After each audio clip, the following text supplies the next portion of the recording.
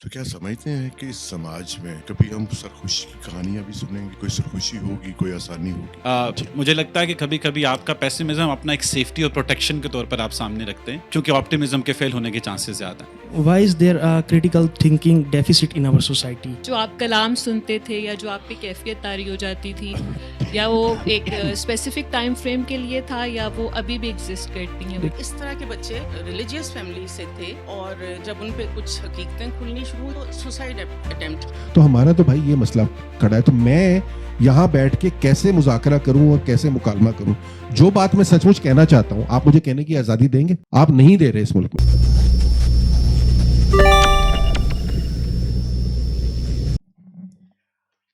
آگہی بھی عذاب ہوتی ہے، کیا ضروری ہے باخبر ٹھہرے؟ شام بخیر اور آپ سب کو دا بلیک ہول کے نائل آڈیٹوریم میں خوش آمدید۔ جو دوست ہمیں آن لائن دیکھ رہے ہیں ان کو بھی ویلکم۔ ایک ایسے سماج میں سانس لینا کیسا ہے جہاں ہر قدم فالٹ لائنز پر پڑتا ہو؟ کچھ فالٹ لائنز ہماری اپنی پیدا کردہ ہیں، کچھ ہماری سیاسی و مذہبی و معاشی تعبیرات کی پیچیدگیوں سے جنم لیتی ہیں، اور کچھ بدلتے ہوئے جغرافیائی اور سیاسی حالات یا ریاستی بیانیوں کے اتار چڑھاؤ کا نتیجہ ہیں۔ ایک ایسا سماج جو معاشی عدم تحفظ کا شکار ہو، جہاں کتاب بینی مفتود ہو، جہاں فکری قحط ہو، جہاں مستقبل اندیشوں سے عبارت ہو، وہاں علمی گفتگو اور اعتدال کی توقع رکھنا این کار محال است۔ ایسے معاشروں میں اکثر سہولت کو سچ پر اور اختلاف کو مکالمے پر ترجیح دی جاتی ہے، اور جو شخص عوامی رائے یا رائج بیانیوں سے ہٹ کر بات کرے وہ فوراً مشکوک ٹھہرتا ہے، جو سوال اٹھائے وہ گستاخ قرار پاتا ہے، اور جس کی تحریر مقبول تصورات کو چیلنج کرے وہ قابل اعتراض طے پاتی ہے۔ آج ہم ایک ایسی ہی کتاب کی رونمائی، ایک ایسی ہی کتاب پر ڈسکشن کے لیے جمع ہوئے جس نے اس الزام کو گلے کا توق نہیں سمجھا بلکہ عنوان بنا لیا ہے، کتاب قابل اعتراض۔ کیا واقعی یہ کتاب اعتراض کے قابل ہے، یا اس کتاب میں شامل تحریریں وہ آئینہ ہیں جس میں ہمیں اپنا ہی آلودہ عکس دکھائی دیتا ہے؟ ہمیں بہت خوشی ہے کہ اس کتاب کے مصنف حاشر ارشاد ہمارے ساتھ موجود ہیں، سٹنگ آن مائی رائٹ۔ آپ ان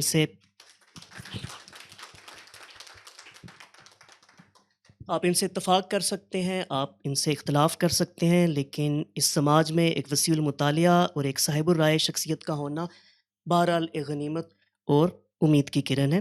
آج کی نشست میں ان سے ہم کلام ہو رہے ہیں۔ میرے بائیں جانب تشریف فرما عمیر جاوید صاحب، انٹرپرنور، ایک ہیومنسٹ۔ آپ سب لوگوں کی آمد کا شکریہ۔ تھوڑی سی زحمت کر کے اپنے سیل فون سوئچ کر لیں to silent mode so that there is no distraction. باہمی گفتگو کے بعد ہاؤس اوپن ہوگا فور کیو اینڈ اے، جیسا کہ یہاں پر ہماری ایک جمہوری قدر اور ایک روایت ہے۔ جب وہ مرحلہ آئے تو اپنا ہاتھ بلند کیجیے گا، مائکروفون آپ کے جب سپرد ہو جائے تو اپنا سوال، اپنا تبصرہ، اپنا کریٹک جو آپ رکھنا چاہیں پوری آزادی سے رکھیے گا، بس شارٹ اور ٹو دا پوائنٹ رہیے گا تاکہ یہ مائکروفون زیادہ سے زیادہ ہاتھوں تک سفر کر سکے، اینڈ دیٹس اٹ۔ تو چلیے یہ جانتے ہیں کہ اس قابل اعتراض کتاب کے پیچھے آخر کون سے سوالات، کون سا کرب اور کون سی سچائیاں چھپی ہیں جس کا سامنا کرنے سے ہم گھبراتے ہیں۔ Please welcome Umair Javed and اور گیسٹ اسپیکر حاشر ارشاد۔ بہت شکریہ نیّر رفعت تعارف کروانے کا آپ کا۔ تو کچھ روز پہلے نیّر چونکہ سارے ایونٹس بھی بلیک ہول کے آرگنائز کرتے ہیں پروگرام، ہمارے ایونٹ مینیجر ہیں، تو میں تو اتنا سوشل میڈیا پر ہوں نہیں، تو وہ غالباً 6-7 روز پہلے ہم فون پہ بات کر رہے تھے تو انہوں نے بتایا کہ حاشر صاحب کی کتاب آگے آپ کی نظر سے گزری۔ میں نے کہا نہیں، میری کم علمی ہے، میری نظر سے نہیں گزری ہے۔ تو میں نے کہا بلکہ ایک کام کرو کہ ابھی کانفرنس کال میں لاؤ تو میں اپنی کاپی بک کروا دیتا ہوں، اور انہوں نے کہا کہ اس کا ایونٹ بھی رکھ لیتے ہیں بلیک ہول کے اندر، تو آپ بات کر لیجیے۔ میں نے کہا ہاں، میں کاپی بھی بک کروا دیتا ہوں، پڑھ بھی لیتے ہیں، اور اچھا ہے کہ ایک اس کی تقریب رونمائی جو ہے بلیک ہول میں بھی ہو جائے۔ تو کال ملائی، انفارچونیٹلی بات نہیں ہو پائی، اور فون جو تھا نہیں ملا اس وقت، نہیں بات ہو پائی۔ تو میں اسلام آباد آ گیا، تو اس کے 2 روز بعد ہی حاشر صاحب کی کال آ گئی، اور حال احوال کے بعد انہوں نے کہا کہ کتاب تمہیں دینے کے لیے آنی ہے۔ تو میں نے کہا میں کروانا چاہ رہا تھا بک، لیکن نہیں، بات نہیں اس پہ اس دن ہو پائی۔ تو میں نے کہا کہ ایونٹ بھی رکھ لیجئے اس کے اوپر، بلیک ہول میں رونمائی اس کی کر لیجئے۔ تو انہوں نے کہا اس شرط پہ کروں گا کہ نظامت اگر تم کرو تو دونوں بیٹھ کر بات کر لیں گے۔ تو اس وجہ سے ہم دونوں آج یہاں پر موجود ہیں۔ تو شکریہ حاشر صاحب آپ آئے، اور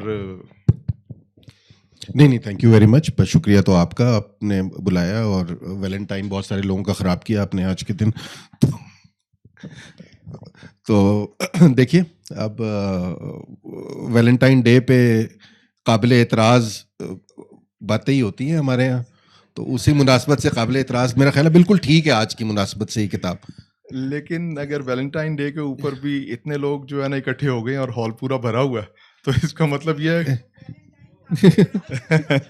نہیں وہ ہمارے ایک دوست ہے, میں نے آج لکھا بھی تھا, انہوں نے کہا جی آپ نے کتاب جس دن رکھی ہے نا اس کی یہاں پہ جو لانچ جو ہے, تو یا تو بہت ہی سنجیدہ لوگ آئیں گے یا شدید سنگل لائیں گے.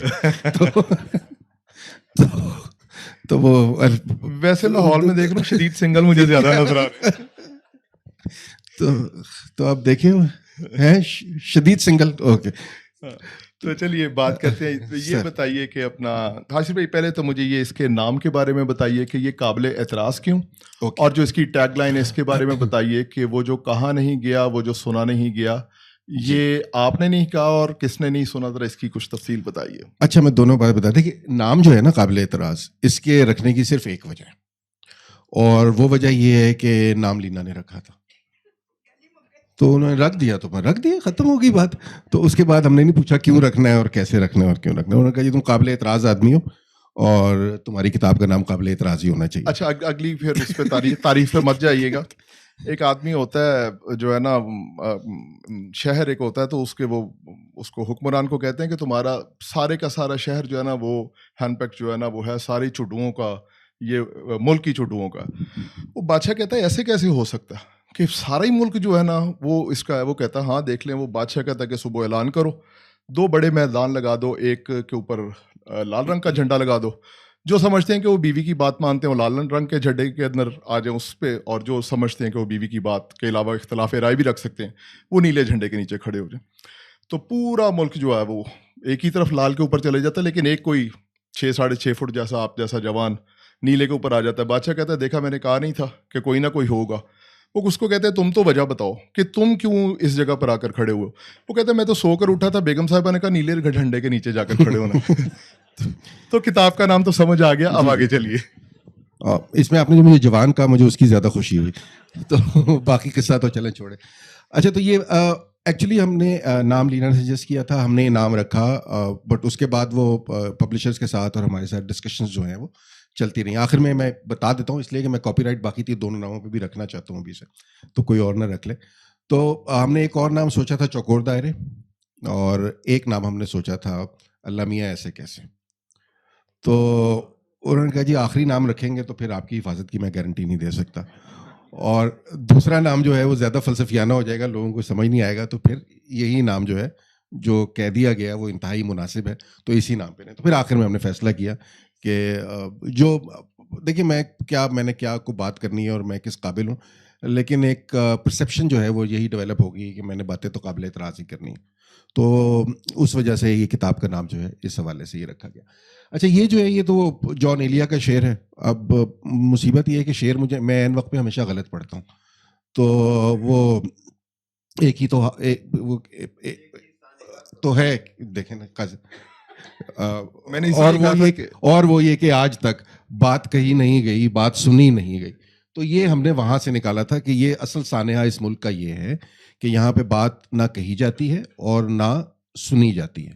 اس پہ ہمارے ایک دوست بہت خفا ہوئے, انہوں نے کہا جی یہ آپ نے جو لکھا ہے وہ جو کہا نہیں گیا وہی تو آپ نے ایک پوری جو ہماری تھیری ہے اس کی آپ نے وہ کر دی ہے, اس کو ردی کی ٹوکری میں پھینک دیا, کیونکہ ہم تو کہتے ہیں کہ کوئی بات نئی بات نہیں ہوتی. تو انہوں نے اس پہ اعتراض اٹھایا, تو میں نے کہا کہ وہ تو میں اب نہیں کچھ کہہ سکتا ہے, تو جان ایلیا سے ہی آپ پوچھیں کہ انہوں نے کیوں کہا تھا. تو یہ ہم نے جان ایلیا سے مستعار لیا ہے, یہ ہم نے اپنی اہلیہ سے مستعار لیا ہے, تو اور باقی جو ٹائٹل ہے وہ میرے بیٹے سے مستعار لیا ہے. تو بس باقی بیچ میں تحریریں کچھ میری ہیں. ہاں نہیں تحریریں تو آپ کی ہیں, اور بڑی اچھی تحریریں ہیں. میں نے چونکہ پچھلے 3 دن اور کچھ بھی نہیں کیا سوائے اس کتاب کو پڑھنے کے, اور میں نے تو یہی سمجھا کہ میں اگر اس کا نام رکھتا تو قابل اعتبار رکھتا, کیونکہ اس میں تمام باتیں وہ ہیں کہ جن کے اوپر اعتبار کیا جا سکتا ہے. شخصی مشاہدے بھی ہیں اور زندگی کے لیے نوجوانوں کے لیے اس کے اندر بہت سارے سوالات کے ایسی اشکالات جوابات ہیں ان کے کہ جو ان کے ذہن کے اندر وہ تشکیک جو ابھر رہی ہوتی ہے تو شاید اس کے جوابات اس کے اندر موجود ہیں. اور بہت ساری چیزیں ایسی بھی ہیں اس کے اندر کہ جو ان کو ایک وہ راستہ دکھا سکتی ہیں, ان کو وہ ایک راستہ دکھا سکتی ہیں کہ جو ان کو شاید اس وقت معاشرے میں ان کا استاد, ان کا باپ, کوئی مینٹور نہیں دکھا سکتا. یہ کتاب پڑھنے سے ان کے وہ نئے دریچے بھی ان کے دماغ کے کھل سکتے ہیں. اچھا دیکھیے میں آپ کو بالکل ایمانداری سے بتاؤں, اس کتاب کے پیچھے کوئی گہرا فلسفہ نہیں ہے, نہ مجھے کوئی ایسا ہے کہ سماج سدھار کے لیے کوئی کتاب لکھی گئی ہے. اب میری زندگی کے مشاہدے ہیں, مختلف پڑاؤ ہیں میری اپنی زندگی کے, جہاں پہ کسی دن میں بیٹھتا ہوں تو کبھی 5ویں کلاس کا کوئی واقعہ یاد آ جاتا ہے, کبھی جوانی کا کوئی واقعہ یاد آ جاتا ہے, کبھی جو اب اینڈ لائف کرائسس چل رہا ہے اس کی کچھ بات یاد آ جاتی ہے, تو اس کو بس لفظوں کی صورت میں کہیں ہم لکھ دیتے ہیں. میں نے ماں کے بارے میں جو لکھا ہے, میں نے جو اپنے باپ کے بارے میں لکھا ہے, وہ سب سچے واقعات ہیں. اس کتاب میں ایکچولی کچھ چیزیں ایسی ہیں, خاکوانی صاحب کو میں نے بھیجی تو اس میں کچھ چیزیں انہوں نے کہا کہ یہ تو افسانے کے طور پہ چھپنی چاہیے. اس کتاب میں کوئی فکشن نہیں ہے, کوئی بھی لفظ ایسا نہیں ہے جو فکشنلائز کیا گیا ہو. یہ بالکل سچے واقعات, سچی باتیں ہیں, میری اپنی زندگی کے مشاہدے ہیں. پھر کچھ ایسی چیزیں ہیں جو کہیں نہ کہیں انہوں نے مجھے کوئی امپیکٹ میرے اوپر کریٹ کیا. مثال کے طور پہ کارل سیگن کے اس میں ایک دو تراجم ہیں. کارل سیگن کے ایک مضمون کا میں نے ترجمہ اس لیے کیا کہ کارل سیگن کا مضمون جب میں نے پہلی دفعہ پڑھا تو it has actually made me rethink a lot of things. تو وہ کہیں اٹک گیا کہ یار یہ مضمون بڑا امپورٹنٹ ہے, اور کبھی دل کیا تو اس کا وہ بہت سے اور لوگوں نے بھی کیا ہوگا ترجمہ, تو اس کا میں نے بھی اپنی دانست میں اپنی طرح سے ایک ترجمہ کر کے ڈال دیا. تو جو ترجمہ بھی ہے وہ بھی کہیں نہ کہیں ایک زندگی کا پڑاؤ ہے, ایک موڑ ہے جو شاید میں نے موڑا یا شاید میں نے سوچا کہ اس دن مجھے جو اس سے پہلے جس طرح میں سوچ رہا ہوں اب شاید اس سے تھوڑا سا مختلف سوچنا چاہیے. بہت سے لوگ ہیں جن سے میں فیض یاب ہوا, میرے اساتذہ ہیں, بہت سے لوگ ہیں جو ڈائریکٹ میرے اساتذہ رہے, بہت سے لوگ جن کو ٹی وی پہ میں نے دیکھ کے سیکھا, بہت سے لوگ جن کو پڑھ کے سیکھا, بہت سے لوگ جن کی زندگی کے جن کی مہم جوئی سے میں نے سیکھا, جنہوں نے میں نے لتا کے لیے ایک لکھا بیکاز وہ میں نصرت صاحب کے لیے نہیں لکھ سکا, جن لوگوں نے, لیکن چلے کوئی ایک چیز تو ہے. تو یہ سب وہ لوگ ہیں جنہوں نے کہیں نہ کہیں کوئی امپیکٹ ڈالا ہے میری زندگی کے مختلف حصوں میں, میری زندگی کے مختلف لمحوں میں. یہ اسی امپیکٹ کی, اسی پڑاؤ کی, زندگی کے مشاہدوں کی کہانیاں ہیں, اس سے زیادہ کچھ نہیں. ہر چیز ایک مشاہدہ ہے. میں ایک آدھا مضمون شاید اس میں سے آج وہ شاید پڑھ بھی دوں گا, وہ آپ کو لگے گا ایسے کہ وہ شاید ایک کہانی سی ہے, لیکن وہ کہانی نہیں, میں آپ کو اس کا بیک گراؤنڈ بھی بتا دوں گا کہ وہ بیک گراؤنڈ نہیں ہے, وہ ایکچولی کچھ ہوتا ہے میرے سامنے نظر آتا ہے ہوتا ہوا, تو وہ میں اس کو کوشش کرتا ہوں کہ لفظوں کی صورت میں جس طرح بھی میں لکھ سکتا ہوں ٹوٹا پھوٹا تو میں لکھ لیتا ہوں. بس یہ ہے. ایک قاری کو بھی اگر وہ اس کتاب کو پڑھے گا تو اس بات کی, آپ کی بات کی جو ہے نا صداقت کا اندازہ ہو جائے گا کہ یہ بالکل سچے واقعات کے اوپر اور مشاہدات کے اوپر مبنی ہے, کیونکہ 2-3 واقعات جو ہیں وہ ریپیٹیشن کے اندر بھی آ رہے ہیں. تو وہ سچائی لکھی جا رہی ہوتی ہے تو بالکل اسی ریپیٹیشن کے ساتھ وہ بالکل کسی اور جگہ کے اوپر بھی وہ بات مینشن ہوئی, آپ کے کلاس فیلوز کی کوئی بات مینشن ہوئی, وہ آگے بھی دوبارہ مینشن ہوئی, لیکن وہ کسی اور طرف, تو وہ بالکل وہ سچائی جو ہے وہ تحریر کے اندر جو ہے اس کا اندازہ بھی جو ہے نا پڑھنے کے بعد قاری کو بھی اس کا اندازہ ہو جائے گا. یہ تو ایڈیٹنگ پوائنٹ آف ویو آپ نے پریزنٹ کر دیا. تو کچھ پڑھ کے نہیں, مختلف ایک واقعہ 3 مختلف کے اندر جو ہے وہ مینشن ہوا. آپ نے پہلے بھی اپنے کسی اس کا کلاس فیلو کا نام لیا, تو وہ آگے تو سچائی ہو تو وہ بات بار بار آ جاتی ہے نا اس کے اندر. تو آپ اگر میں کچھ تھوڑا سا اگر پڑھ دیں تو. اچھا, میں یہ اس کے ساتھ اب میں کیا پڑھوں جو آپ کا دل کرے. کارل سیگن کا تو خیر وہ سنا بہت لوگوں نے. میں اچھا اگر شروع یہیں سے کرنا ہے تو ایک مضمون ہے وہ ویلنٹائن ڈے کا, اس کا نام بہت فضول ہے. وہ آ گئے ہمارے دوست جنہوں نے کہا تھا کہ شدید سنگل آئیں گے, خود بھی آ گئے. اس کا مطلب آپ بہت سنجیدہ آدمی ہیں. تو میں نے آپ کی بات کوٹ کی ہے باقاعدہ آج یہاں شروع کرنے سے پہلے. میں نے کہا ہمارے ایک دوست نے ہے سنجیدہ بھی کہا تھا, ٹھیک ہے. تو شدید سنجیدہ. تو یہ اب اس مضمون کا نام ہی ویلنٹائن ڈے کا نوحہ ہے. تو اب میں اب کیا کروں, انہوں نے کہا ہے پڑھ دوں تو میں پڑھ دیتا ہوں. میں نے ایک دفعہ وہ ہم موسیقی پہ ہم بحث کر رہے تھے تو انہوں نے کہا جی جو جگجیت سنگھ کچھ بھی پڑھتے ہیں نا تو وہ مرثیہ بن جاتا ہے, اور غلام علی کچھ بھی گاتے ہیں تو غلام علی کچھ بھی گاتے ہیں, میں نے نہیں کہا تھا, کسی اور نے کہا تھا, انہوں نے کہا تھا وہ کچھ بھی گاتے ہیں لطیفہ بن جاتا ہے, تو بس وہ انہوں نے بھی یہی کہا کہ میں کچھ بھی لکھوں گا وہ نوحہ ہی بن جائے گا. بہرحال تو میں یہ ہے ایک دو صفحے ذرا چھوٹا ہے اس لیے پڑھا جا سکتا ہے تو میں سنا دیتا ہوں. میرے تلفظ کی غلطیاں جو ہیں وہ درگزر کیجیے گا. یہ خاص طور پہ 2-3 لوگوں کو میں نے اس وقت کہا ہے اس ہال میں, تو آپ سمجھ ہی گئے ہوں گے کن کو کہا ہے, کیونکہ کوئی تیاری نہیں ہے, بس میں ویسے ہی پڑھ رہا ہوں تو اس لیے. مضمون کا عنوان ہے ویلنٹائن ڈے کا نوحہ, اگر آپ اسے مضمون کہنا چاہیں تو. دیکھیے پھول مت بانٹیے, یہ ہماری اقدار نہیں ہے, یہ ہماری ثقافت نہیں ہے, یہ ہماری شریعت بھی نہیں ہے. معاشرہ بے حیائی اور اخلاق باختگی کا مزید متحمل نہیں ہو سکتا. یہ تارو پود نازک ہیں, بکھر جائیں گے, مان جائیے نہیں تو یہ رہا ڈنڈا, یہ رہی بندوق اور یہ دھرے ہیں وارنٹ. چلیے جانب زندہ چلیے, خوش ہونا کوئی قابل تقلید کام نہیں, مسکرانا نری شیطانیت ہے, ہنسنے سے دل مردہ ہو جاتا ہے, محبت کی بات سر عام تو کیا پس پردہ بھی زیبا نہیں ہے. ہر وہ عمل جو خندہ زیر لب کا بھی سبب بنے یقیناً حرام ہے. حرام نہیں تو مکروہ تو ضرور ہے, اور مکروہ کی شہادت دستیاب نہ ہو تو بھی ناپسندیدہ تو ہے ہی. یہ 4 روزہ زندگی امتحان کی جا ہے, اس فکر میں کیوں نہیں گلتے, اس پریشانی میں کیوں مبتلا نہیں ہو, سر سجدے میں کیوں نہیں ہے, ماتھے پر محراب بننے میں ابھی کتنی دیر ہے. یہ زندگی کی بے مقصد دوڑ میں کیوں جتے ہو, کیا ہوگا اگر کوئی نئی ایجاد کر ڈالی, کیا ہوگا اگر کسی دریافت کا صحرا تمہارے سر بندھ گیا, ایک کاروبار کی ترقی سے 100 ملازمتوں کے در واہ ہو گئے تو کیا, ایک تحقیق سے نئی حیرتوں نے جنم لے بھی لیا تو کیا حاصل. موت کا فرشتہ راہ میں ہے, قبر کھلی پڑی ہے, منکر نکیر گوشوارے پلٹ رہے ہیں, ان گوشواروں میں نماز روزہ حج زکوٰۃ کے صفحے ہیں, کہیں خالی تو نہیں پڑے, باقی سب اس فانی دنیا میں رہ جانا ہے, کوئی عقل کرو. اس زندگی اور اس دنیا کو بہتر بنانے کی ذمہ داری تمہاری نہیں ہے, یہ کام کفار کے کرنے کے ہیں, انہیں کرنے دو. پینسلین کے بدلے یاقوت کا محل نہیں ملے گا, بلب کی روشنی کے سلے میں کوئی شہد کی نہر الاٹ نہیں ہونے لگی, یہ خلا میں جاتے راکٹ اسی خلا میں ایک دن ریزہ ریزہ ہو جائیں گے, عرش بری تک ان کی پہنچ نہیں ہے. اپنے بکرے دمبے اور گائے شمار کرو جن پر چڑھ کر پل صراط کے پار اترنا ہے, ادھر کوئی بلٹ ٹرین نہیں چلتی. نہ دعائیں نہ وظائف نہ مراقبے نہ تسبیحات, یہ خالی توشے کس کام کے. یہ کیا انسانی حقوق کا ڈھول بجاتے رہتے ہو, یہ نئی تہذیب کے گندے انڈے ہیں. حقوق وہ ہیں جو ہماری تشریح عقیدہ سے برآمد ہوئے ہیں. ایمان کے فیصلے کی ترازو ادھر ہمارے حجرے میں گڑی ہے. ہم دل میں جھانکنے والے ہیں, ہم ذہن کو پڑھنے والے ہیں. یہ خدا اور بندے کے بیچ ہم مڈل مین ہیں. ہماری مہر سر محضر نہیں لگی تو اعمال نامہ موت کی دستاویز ہے اور بس. صنفی مساوات کا نعرہ ادھر کوڑے دان میں پڑا ہے. عورت کی آزادی مرد کی غلامی میں ہے. اس کی زندگی کے فیصلے اس کے اپنے ہاتھ میں کیسے دیے جا سکتے ہیں. اس کے لباس کی تراش ہماری قینچی کی مرہون منت ہے. اس کا دائرہ گھر کی دیوار کے اندر کھینچ دیا گیا ہے اور باہر وہ صرف کچا گوشت ہے اور مرد خیر چھوڑیے.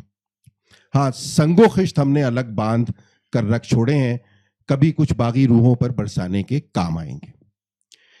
یہ جو ہم عقیدہ نہیں ہے, یہ نجس اور ناپاک ہیں. ان پر صرف 2 شہر نہیں بند, زندگی کے دروازے بند ہیں. ان سے ملاپ کفر سے کم نہیں, کلمہ تہنیت ان پر روا نہیں. ان کی عبادت گاہیں, ان کے مقدسات مسمار کرنا اسلاف کا اشعار رہا ہے اور ہم انہی اشعار کے پیروکار ہیں. جہاں یہ ہم سے کم ہیں وہاں قانون اور تعزیر کی تشریح ہم کریں گے, اور جہاں ہم ان سے کم ہیں وہاں ہم ان کی تشریح کو تسلیم نہیں کریں گے, کیونکہ ہم بارگاہ کے مقرب ہیں اور یہ اس کے ماتوب ہیں. نیک اور بد کے بیچ, پاک اور ناپاک کے بیچ ایک لکیر کھینچی ہے جو متقین نے کھینچی ہے.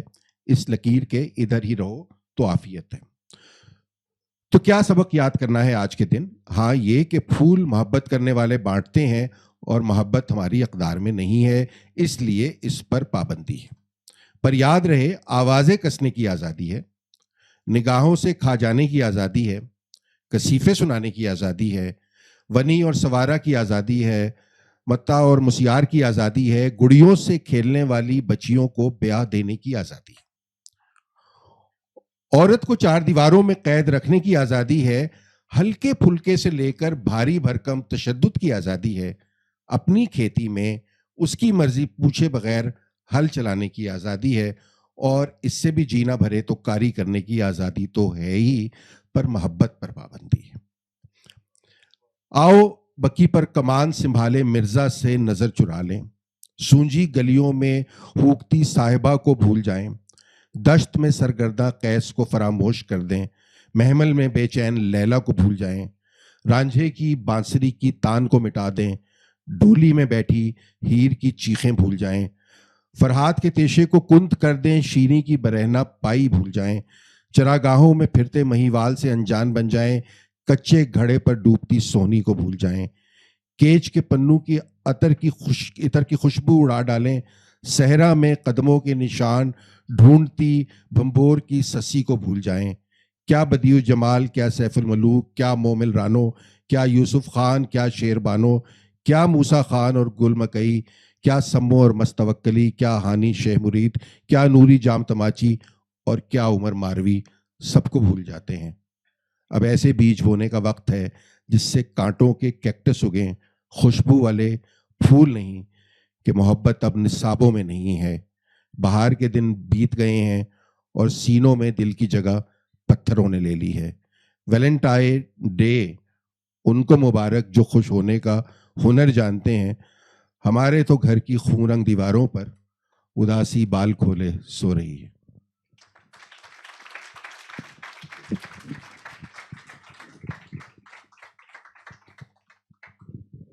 تو بہت یہ ہو گیا کافی قابل اعتراض. اچھا یہ بتائیے کہ کتنے عرصے پر یہ مضامین سارے جو ہے وہ لکھے گئے, دورانیہ کیا تھا اس کا؟ اچھا نہیں, اس کا کوئی مطلب یہ کوئی پچھلے 10 سال کی کہانی ہے. مطلب کبھی کچھ لکھا گیا, کبھی کچھ لکھا گیا, بہت ساری چیزیں ہیں, تو اس میں سے کچھ انتخاب کر کے یہاں پہ ڈالا گیا ہے. میں نے لکھنا بہت بچپن میں شروع کر دیا تھا, پھر چھوڑ دیا, پھر برسوں کچھ نہیں لکھا. کوئی غالباً 2014-15 میں دوبارہ جب پروجیکٹ رپورٹس لکھ کر اور ریسرچ رپورٹس لکھ کے جی بھر گیا, تو اس کے بعد پھر ایک دن کوشش کی کہ کچھ لکھنا شروع کر دیا جائے. شروع میں لکھا, کچھ اخباروں میں بھیجا, وہ 1-2 دفعہ چھپا, پھر انہوں نے کہا نہیں بھائی ہم نہیں چھاپ سکتے, یہ بہت آتش گیر مواد ہے, تو یہ نہیں ہو سکتا, تو گڑبڑ ہو جائے گی. تو اس کے بعد پھر کچھ نہیں لکھا, پھر مختلف جگہ بھیجا, وہ نہیں چھپا. بہرحال یہ اس وقت لینا لکھتی تھی ہم سب کے اوپر, وجاہت مسعود کو, پھر انہوں نے کہا کہ بھیج دو تم بھی. تو میں نے کہا اچھا دیکھ لیتے ہیں. مجھے نہیں پتا تھا ہم سب کیا ہے اور سائٹ کیا ہے, اور آپ لوگ تو آگاہ ہوں گے اس سے, مطلب تو اس وقت مجھے نہیں پتا تھا. خیر وجاہت مسعود کو میں نے بھیج دیا, تو ایک دن کوئی جواب نہیں آیا, پھر 2 دن گزرے, پھر کوئی جواب نہیں آیا, تیسرے دن بھی کوئی جواب نہیں آیا.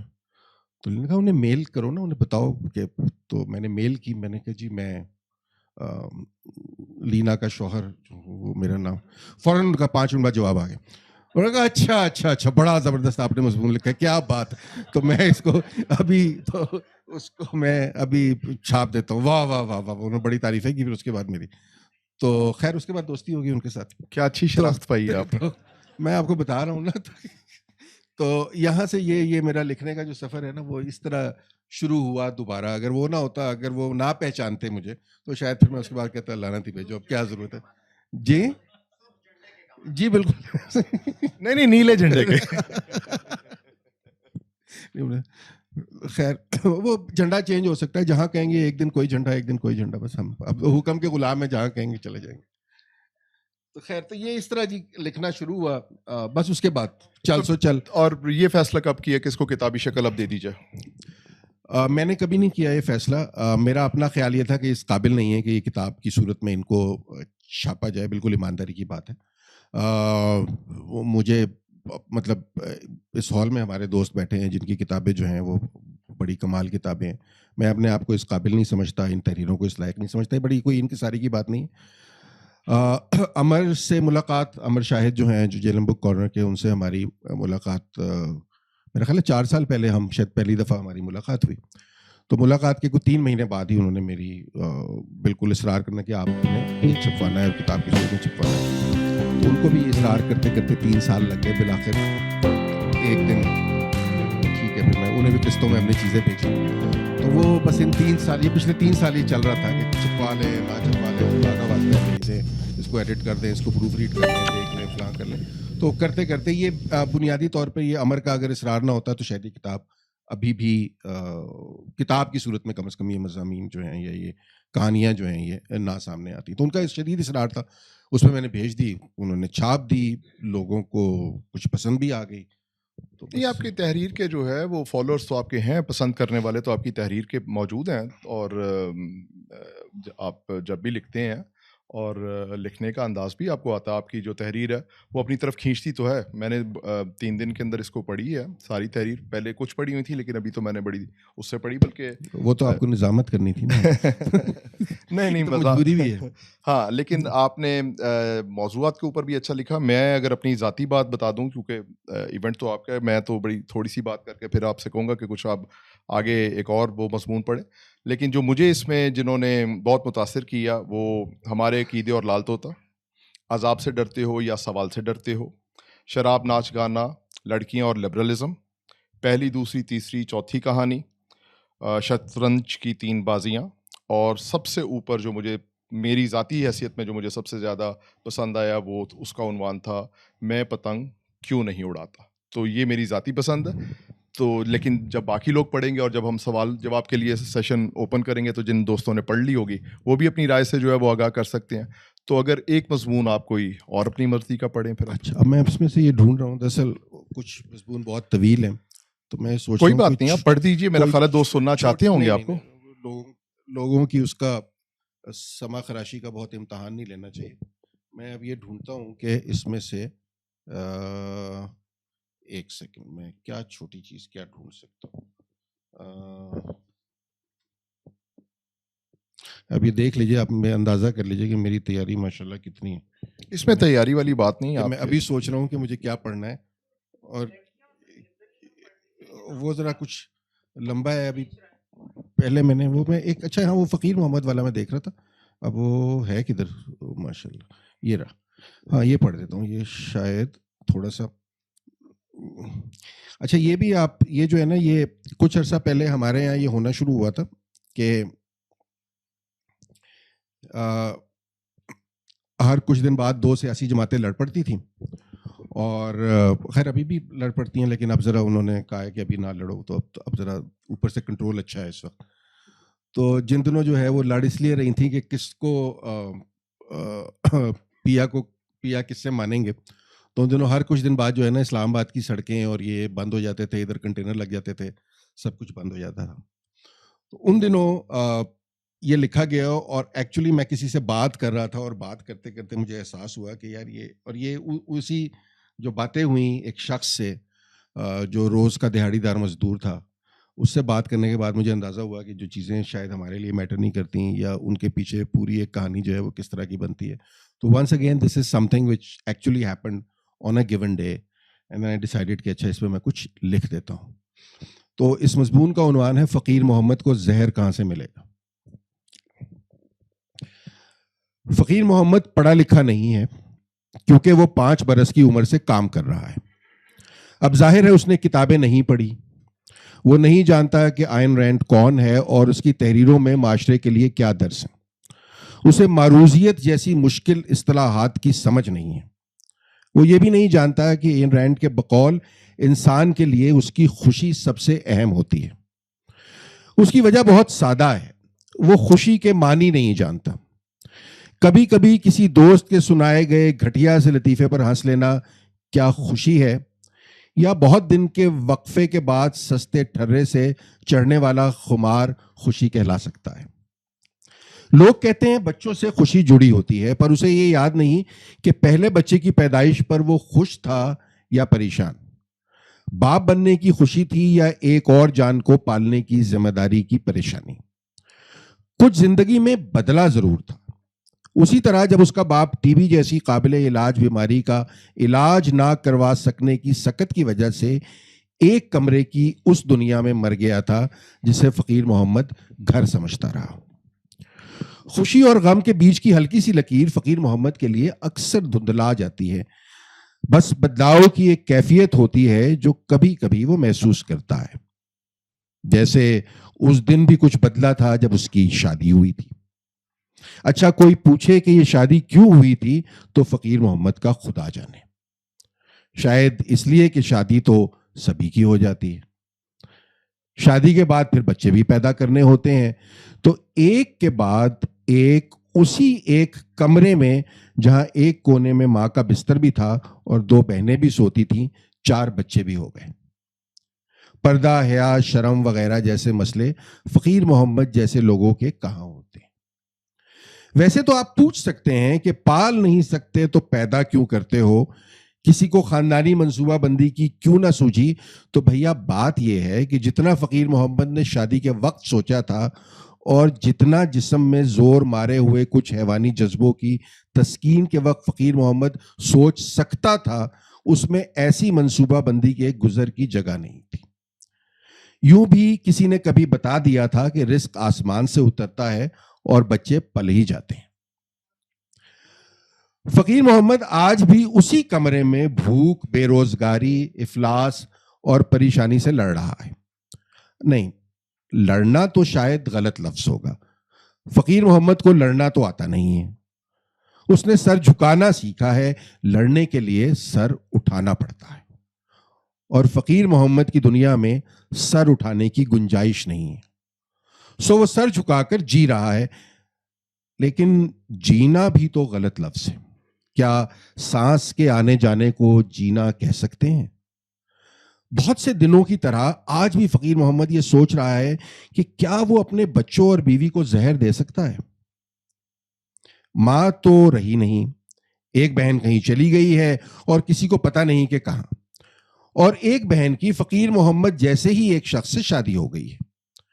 اس کی زندگی بھی تقریباً ویسی ہی ہے جیسی فقیر محمد کی, لیکن اسے زہر دینا اب اس کے شوہر کی ذمہ داری ہے.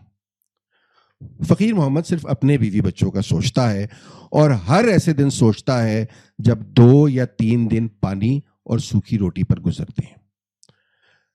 ہاں, عید وغیرہ جیسے تیوہاروں پر بھی, کیونکہ تیوہار پر بچوں کی آنکھوں کے سوال فقیر محمد کو بہت زور سے چبھتے ہیں. بیوی کی آنکھوں میں دیکھنا اس نے بہت سالوں سے چھوڑ دیا ہے. پھر فقیر محمد سوچتا ہے کہ زہر دے کر اسے خود بھی زہر کھا لینا چاہیے, یا چھت سے لٹک جانا چاہیے, یا شہر کے بیچوں بیچ بہنے والی نہر میں ڈوب جانا چاہیے. بات یہاں پر ختم نہیں ہوتی.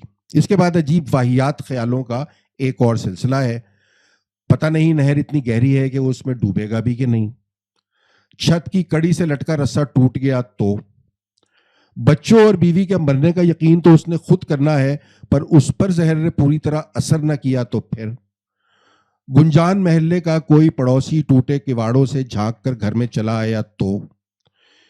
کیا ہوا اگر سب مر گئے اور وہ بچ گیا تو. کہتے ہیں ایک دفعہ خودکشی کی کوشش ناکام ہو تو پھر ہمت نہیں پڑتی. تو کیا وہ اسی طرح جیتا رہے گا, اپنی بیوی اور اپنے بچوں کی قبر اپنے ساتھ لیے لیے. فقیر محمد کو لگتا ہے کہ اس طرح جینا بہت مشکل ہوگا, اس سے بھی مشکل جتنا کہ اب ہے. لیکن ساتھ ساتھ وہ اس جینے کی تصویر بناتا رہتا ہے.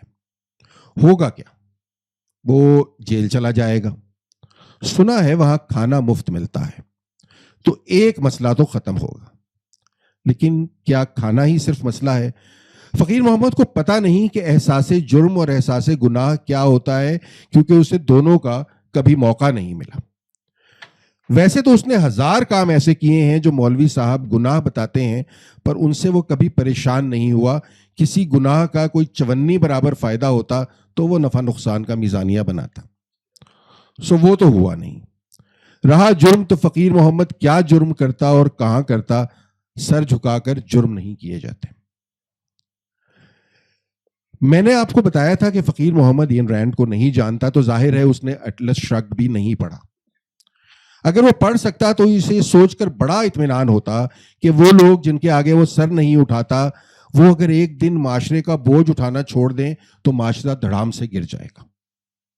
مجھے یقین ہے معاشرے کے یوں دڑام سے گرنے کے تصور سے فقیر محمد کو بہت تسلی ہوتی، کیونکہ کبھی کبھی اس کا دل کرتا ہے کہ سب ایک ساتھ ایک وقت میں مر جائیں۔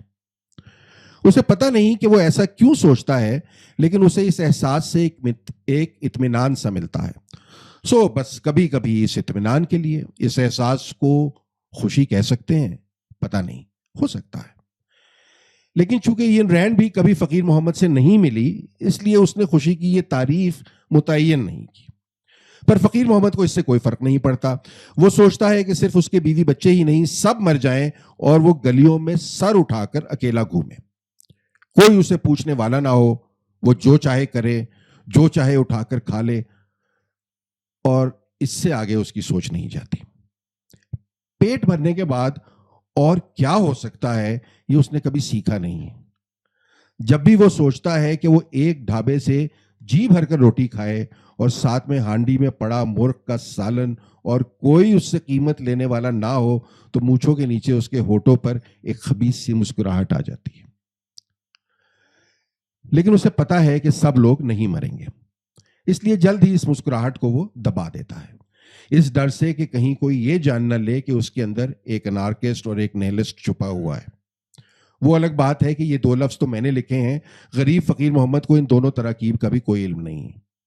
وہ انتشار پسند ہے، پر دل ہی دل میں اخلاقی اور مذہبی اقدار پر اسے ٹکے کا یقین نہیں ہے، لیکن اسے پتہ نہیں کہ اسے اپنے اندر پلتے ہوئے احساسات کو اظہار کا جامہ کیسے پہنانا ہے، اس لیے وہ چپ رہتا ہے، بس کبھی کبھی ایک خبیث مسکراہٹ، اور پھر وہ بھی نہیں۔ فقیر محمد نے 3-4 انتخابات میں ووٹ بھی ڈالا ہے۔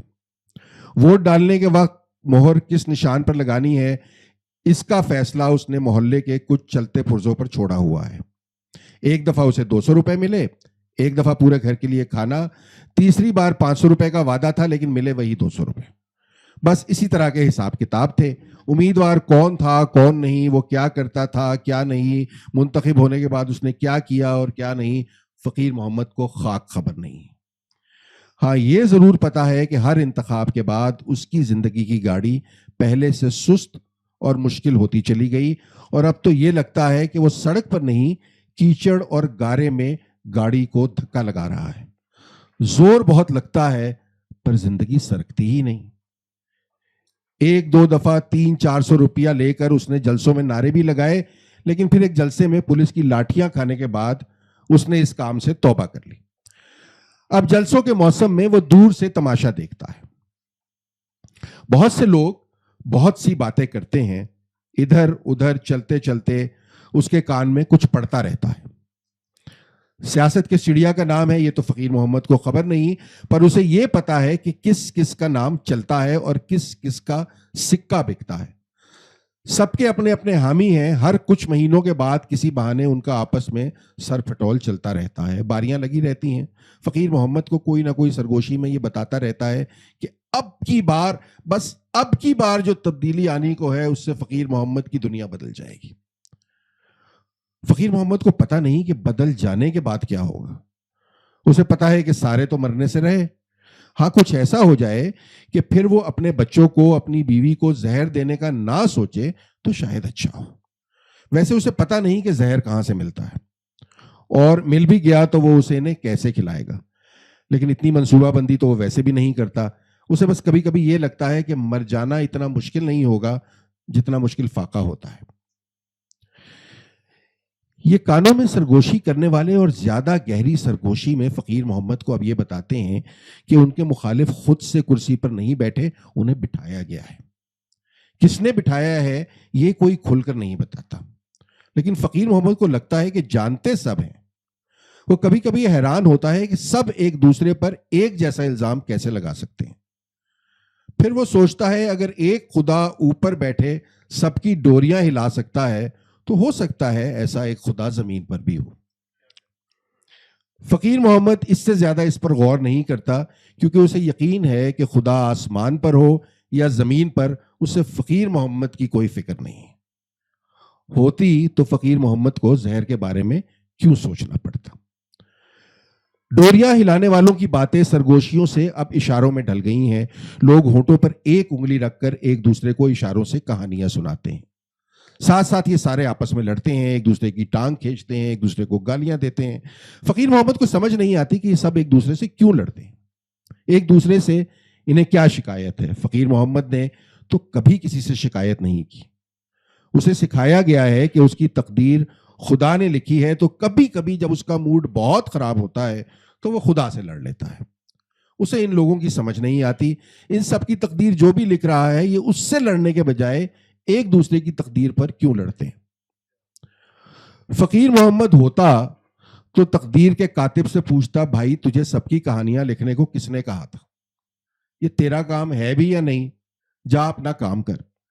लेकिन नहीं, फकीर मोहम्मद क्यों पूछता, ये काम उसका भी तो नहीं है, जिनका काम है वो ही करे। सरगोशियों से इशारों का सफर करने वाले यूं भी लगता है सुलह कुल हैं, कातिब से लड़ने का इरादा नहीं रखते, उसे मनाने में ज्यादा दिलचस्पी रखते हैं। इसकी वजह बताते हुए किसी ने फकीर मोहम्मद को एक कहावत सुनाई थी, सुहागन वही जो पिया मन भाए। फकीर मोहम्मद को कुछ खास समझ तो ना आई, लेकिन उसे बात याद रह गई। हर बार इन इशारों और सरगोशियों वालों को देखकर उसे वही कहावत याद आ जाती है। साथ साथ उसे ऐसे पिया पर गुस्सा भी आता है जिसको मनाने सुहागने उसके इर्द गिर्द घूम रही हो। अब पता नहीं हसद है कि तैश, पर फकीर मोहम्मद कभी कभी सोचता है कि पिया को 2 चपटे लगा दी जाए।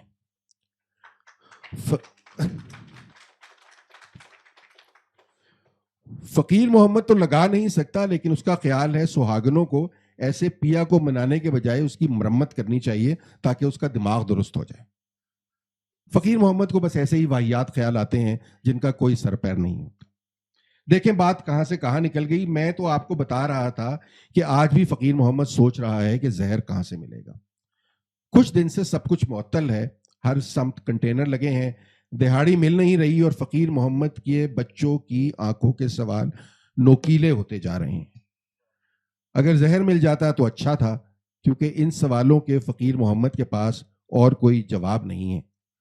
उसे बस ये पता है कि शहर बंद है, क्योंकि पिया से उसे बस ये पता है कि शहर बंद है, क्योंकि पिया से शिकवा रखने वाली 2 सुहागने पिया को मनाने के लिए फिर से लड़ पड़ी हैं।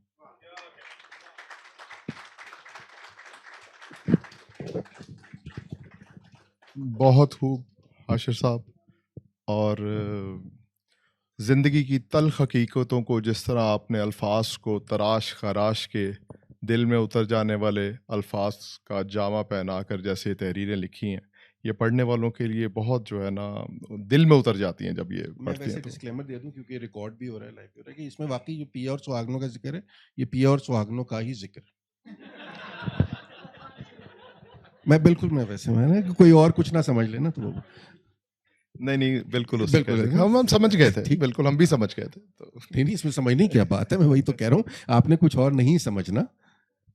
अच्छा ये बताइए, ये तो मज़ामीन है और आपने लिखे और आपने बताया कि इसमें से आपने कुछ इंतखाब किया थे, ज़्यादा आपने उसमें से कुछ इंतखाब जी। किया, तो क्या कुछ जो मज़ीद इसका इंतखाब होकर इसका कोई डिपेंड करता छपवाने है। का- देखिए अभी तो ये किताब लोगों के पास पहुंची है, अभी इस पे तफसीली तबसरे और रिव्यू जो हैं वो यहाँ को मिलने शुरू होंगे। कितनी तनकीद होती है, कितनी तारीफ होती है, क्या बात इसके ऊपर होती है, उसके बाद सोचते हैं। शायद मतलब जो हमारे पब्लिशर्स हैं उनका तो इरादा है, मैं ज़रा थोड़ा सा हो सकता है कि अभी इंतखाब के बजाय मैं किसी और चीज़ पर काम कर मैं रहा हूं। अगला सवाल भी आपसे जी। यही करने लगा था कि ये जी। इंतखाब के अलावा ये तो मुख्तलिफ थे, तो क्या किसी एक, चूँकि आपको लिखने का फ़न भी आता है और सोचने का भी जो है ना, तो आप क्या किसी एक ख़ास मौजू के ऊपर भी कुछ लिखने के बारे में? अच्छा, मैं आजकल मैं काम कर रहा हूँ, दरअसल मैं बड़े अरसे से तालीम के मौजू पे लिखना चाह रहा था कुछ, लेकिन मसला ये है कि क्योंकि मेरी तकरीबन कोई आधी उम्र जो है वो तालीमी शोबे के अंदर या काम करते गुजर गई है, तो लेकिन उसमें मसला ये है कि तालीम पे जब आप कुछ लिखते हैं तो बड़ी खुश्क सी किताबें जो हैं वो सामने आती हैं और लोग उन्हें पढ़ना जो है वो ज़्यादा पसंद नहीं करते हमारे यहाँ। तो मेरा ख्याल ये था कि कोई ऐसी चीज़ लिखी जाए जो लोगों से कनेक्ट कर सके, बजाय इसके कि कोई उसे खुश्क निसाब की किताब समझ के हमारे तालीमी मसाइल और उनका हल, वैसी किताब मैं नहीं लिखना चाहता। تو میں نے پھر وہی اپنا پرانا حربہ جو ہے وہ استعمال کیا ہے کہ میری زندگی کے جو واقعات ہیں، چاہے وہ پہلی کلاس سے لے کر اور یونیورسٹی تک، اور پھر میرے استاد رہنے کا سفر، پھر جو تعلیمی پروجیکٹس ہم نے کیے، تو اس کے دوران بے شمار واقعات ہیں، ان کی ایک قطار بندی ہوئی ہے جو آپ کے سامنے ہے. تو میں نے کوشش کی کہ ظاہر ہے ہر واقعے سے کوئی نہ کوئی مسئلہ جڑا ہوا ہے، تو ان واقعات کے ساتھ، ان انیکڈوٹس کے ساتھ جو ہے کتاب کو جوڑا جائے. تو بس اس قسم کی کوئی چیز میں لکھنے کی کوشش کر رہا ہوں. لکھی جاتی ہے، سامنے آتی ہے، تو پھر دیکھیں کیا بنتا ہے اس کا. مطلب وہ ایک طرح سے زندگی کی کہانی بھی ہوگی، زندگی کا سفر بھی ہوگا، لیکن موضوع اس کا بنیادی طور پہ تعلیمی مسائل ہیں ہمارے یہاں کے. ٹھیک ہے. اس کو بھی پڑھنے کے بعد جب میں پڑھ رہا تھا تو مجھے ایسے لگ رہا تھا کہ وہ، میں اتنی فلمیں دیکھتا تو نہیں، لیکن وہ جو انڈیا کی ایک فلم تھی اسلم ڈاگ ملینئر، میرے ذہن میں اس کا خاکہ آیا کہ زندگی کی پریکٹیکل معاملات کے ساتھ جو ہے وہ کوئی نہ کوئی واقعہ جڑا ہوا ہوتا ہے، اور اس کے ساتھ وہ اس نے اس کو، تو مجھے وہی فیل اس کے ساتھ بھی جو تھی وہ آ رہی تھی. اب ایسا کرتے ہیں عاشق صاحب کہ میرا تو ایک پسندیدہ، میں آپ سے سفارش بھی کروں گا یہ کہ ایک وہ سنا دے مجھے لاسٹ میں جو میں نے کہا تھا، ہاں میں پتنگ کیوں نہیں، ایگزیکٹلی، شکریہ جی. تو وہ، لیکن میں اس سے پہلے ہاؤس اوپن، کیونکہ آپ کے وہ فین کلب بھی آیا ہوا، تو ہاؤس اوپن کرتے ہیں، کچھ سوالات لے لیتے ہیں، پھر بعد میں اس کو پڑھ دیجیے گا. آپ کیا خیال ہے؟ جیسے آپ نظامت آپ کر رہے ہیں. چلیے تو پھر ہاؤس اوپن کریں جی، کچھ سوالات لے لیں تاکہ ان کو دیکھ لیں، پھر بعد میں کریں گے.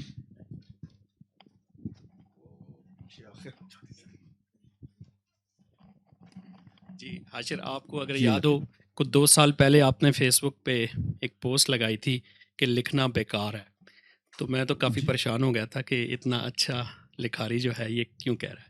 بٹ اینی وے، ان 2 سالوں میں اگر آپ نے یہ کتاب لکھ لی یا تو ہمارے لیے بڑی خوشی. نہیں، میں نے اس سے پہلے لکھ لی. اچھا چل، چھپی بات میں. تو اس میں ایک مضمون پڑھ رہا تھا آنے سے پہلے، آپ نے ریاضی اور فزکس کی بھی کچھ باتیں لکھی ہوئی ہیں، اسٹیفن ہاکنگ کی باتیں لکھی ہیں. تو ریاضی اور فزکس آپ کو پسند تھی، آپ کچھ کرنا چاہتے تھے؟ پھر میری گریجویشن ریاضی اور فزکس میں ہے، پسند ہے مجھے فزکس، تو پھر پڑھتا بھی ہوں، ہاں، لیکن اتنا لائق نہیں ہوں نا کہ اس میں کچھ کر سکوں. تو کیوں چھوڑ دیا آپ نے، اور پھر کیا مسائل تھے تعلیمی جو مسائل ہیں ہمارے؟ یار میں وہ آپ کو، مطلب وہ تو ایک قصہ سا ہے وہ، جو میں آپ کو سنا دوں کہ میں نے کیوں چھوڑ دیا. میں مختصراً قصہ آپ کو سنا دیتا ہوں کیونکہ یہ انٹرسٹنگ قصہ ہے. میں نے شاید کہیں اس پر لکھا بھی ہے، پتہ نہیں وہ اس کتاب میں ہے کہ نہیں. میں ایک بڑا اچھا اسٹوڈنٹ سمجھا جاتا تھا اپنے اسکول کے زمانوں میں، لیکن کوئی توقعات کا ایک بوجھ جو ہوتا ہے نا خاندان کا، کہ یہ بچہ ہے جو ہے یہ بورڈ میں پوزیشن لے لے گا، یہ کر لے گا، وہ ہمیشہ میرے سر پہ رہا. تو فار سم ریزن اور دی ادر وہ ایک سٹیج پہ وہ توقعات کا بوجھ. میرے ساتھ ایک اور اسٹوڈنٹ بھی تھا، میرا ایک دوست، ابھی بھی یہاں پہ وہ اسلام آباد میں اس وقت کام کر رہے ہیں، بیوروکریٹ ہے. اس کو میں نے اپنے سامنے نروس بریک ڈاؤن ہوتے دیکھا 8ویں کلاس کے اندر. مطلب 8ویں کلاس کے بچے کا آپ نروس بریک ڈاؤن دیکھیں تو آپ کہتے ہیں یار، مطلب تو پڑھائی سے جی میرا تھوڑا سا اچاٹ ہوتا چلا گیا. تو 9ویں اور 10ویں تک بس میں ایسے ہی بس لگا. تو 9-10ویں میں وہ تھا کہ جی بورڈ میں پوزیشن لے لے گا، پوزیشن تو کوئی نہیں ہے، اتنے نمبر آ گئے، گورنمنٹ کالج میں داخلہ مل گیا. اب میں آپ میں سے جو لوگ لاہور سے جن کا تعلق ہے گورنمنٹ کالج، ان کو پتا ہے کہ لاہور میں یہی بڑا کارنامہ ہوتا ہے کہ آپ گورنمنٹ کالج اتنے میرٹ پہ آ گئے، گورنمنٹ کالج میں داخلہ مل گیا، تو گورنمنٹ کالج داخلہ.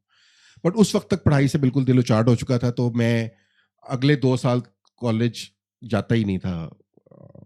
اس کے دوران اپنی F S C pre engineering میں اس لیے داخلہ لیا کہ سب لے رہے تھے داخلہ، کیونکہ آپ نے پری انجینئرنگ میں جانا ہوتا تھا یا پری میڈیکل میں جانا ہوتا تھا. تو پری انجینئرنگ میں چلا جاتا تھا، بٹ میں اس کالج نہیں جاتا تھا. وہ الگ بات ہے کہ میں کالج جانے کے بجائے جو ہے نارکلی بھی نہیں جاتا تھا، کیونکہ گورنمنٹ کالج سے نارکلی ہے، جو بچے کالج نہیں جا رہے ہوتے وہ نارکلی میں پھرتے ملتے ہیں. میں پنجاب پبلک لائبریری چلا جاتا تھا، اور کبھی پیسے ہوتے تھے تو میں ایک دن کے وقت فلم دیکھنے اکیلا چلا جاتا تھا. اب ان کی وجوہات کیا ہیں یہ اس کے اوپر پھر کبھی، تو وہ اس زمانے میں نے بہت پڑھا، لیکن نصاب کی کوئی کتاب نہیں پڑھی.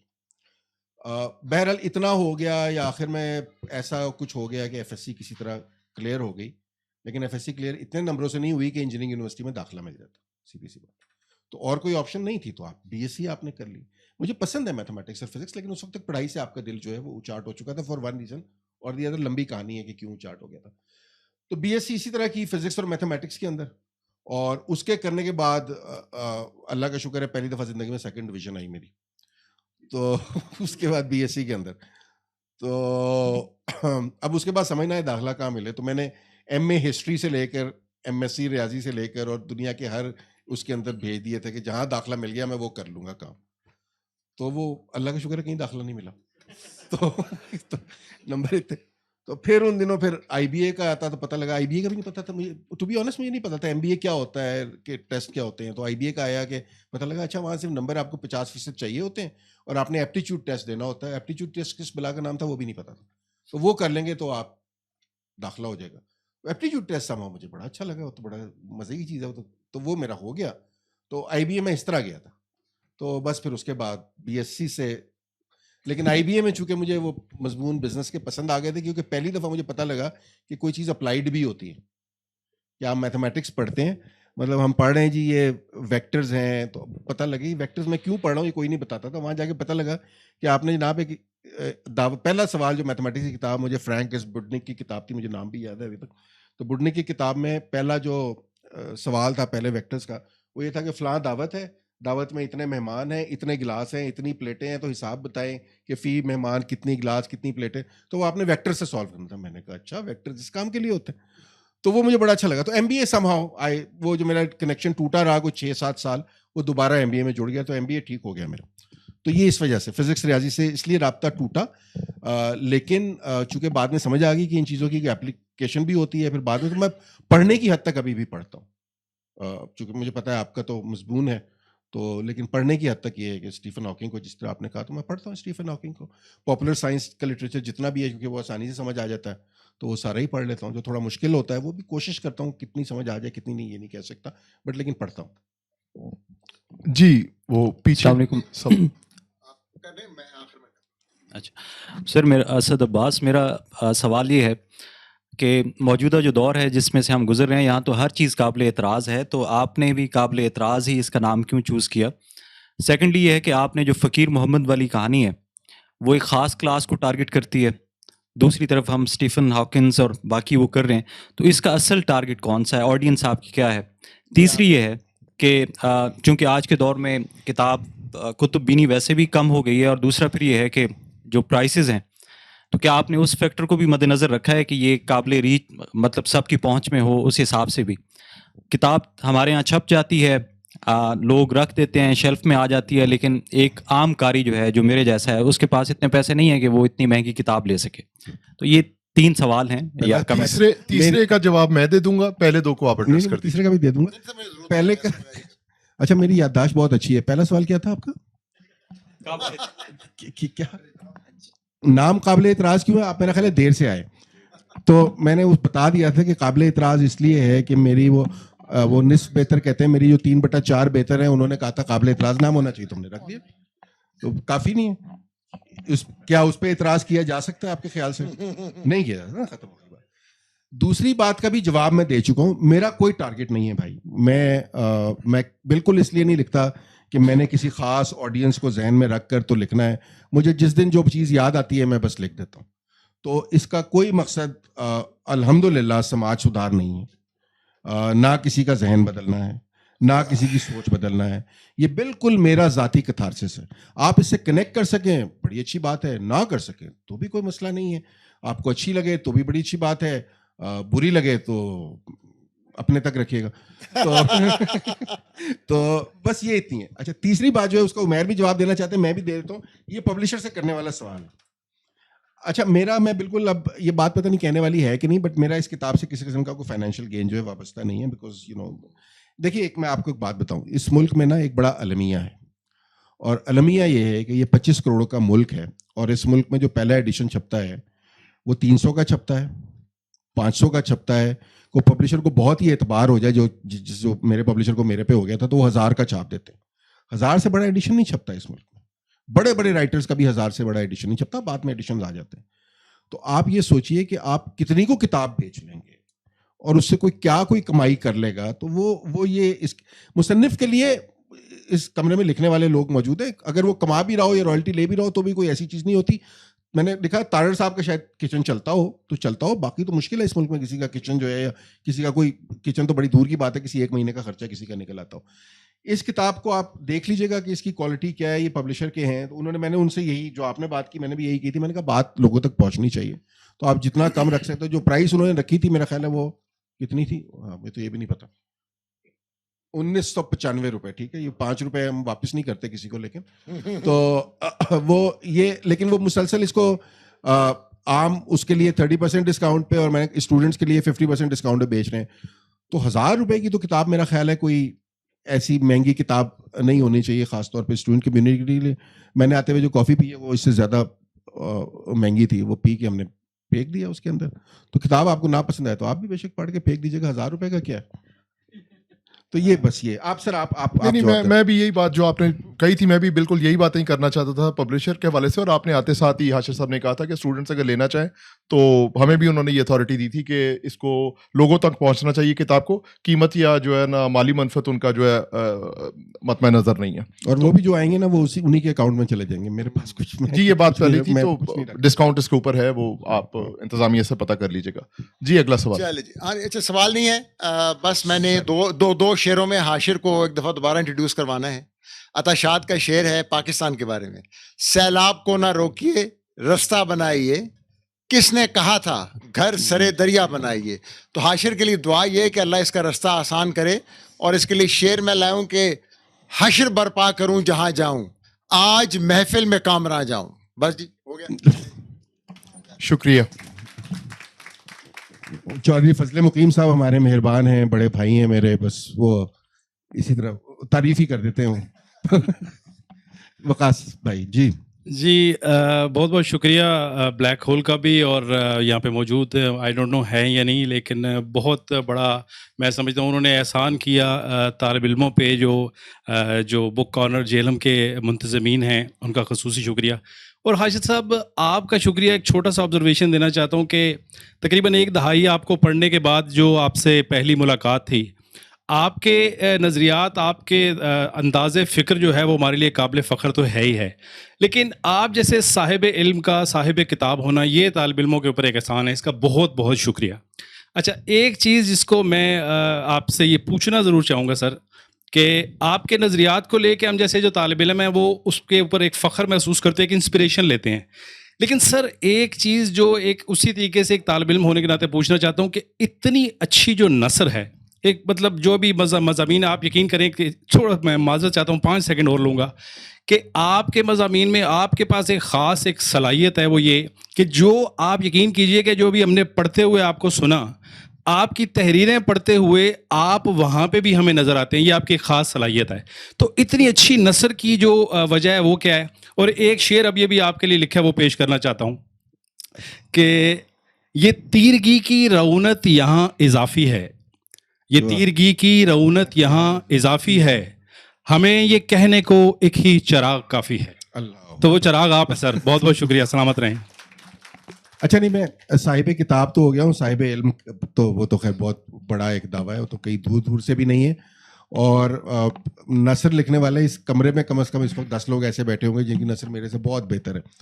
تو وہ آپ پڑھیں گے تو آپ کو پتہ لگ جائے گا نثر کوئی ایسی خاص نہیں ہے, بس ہو جاتا ہے, گزارا ہو جاتا ہے. تو بس میں لکھ لیتا ہوں, کوئی ایسی انکساری کی بات نہیں.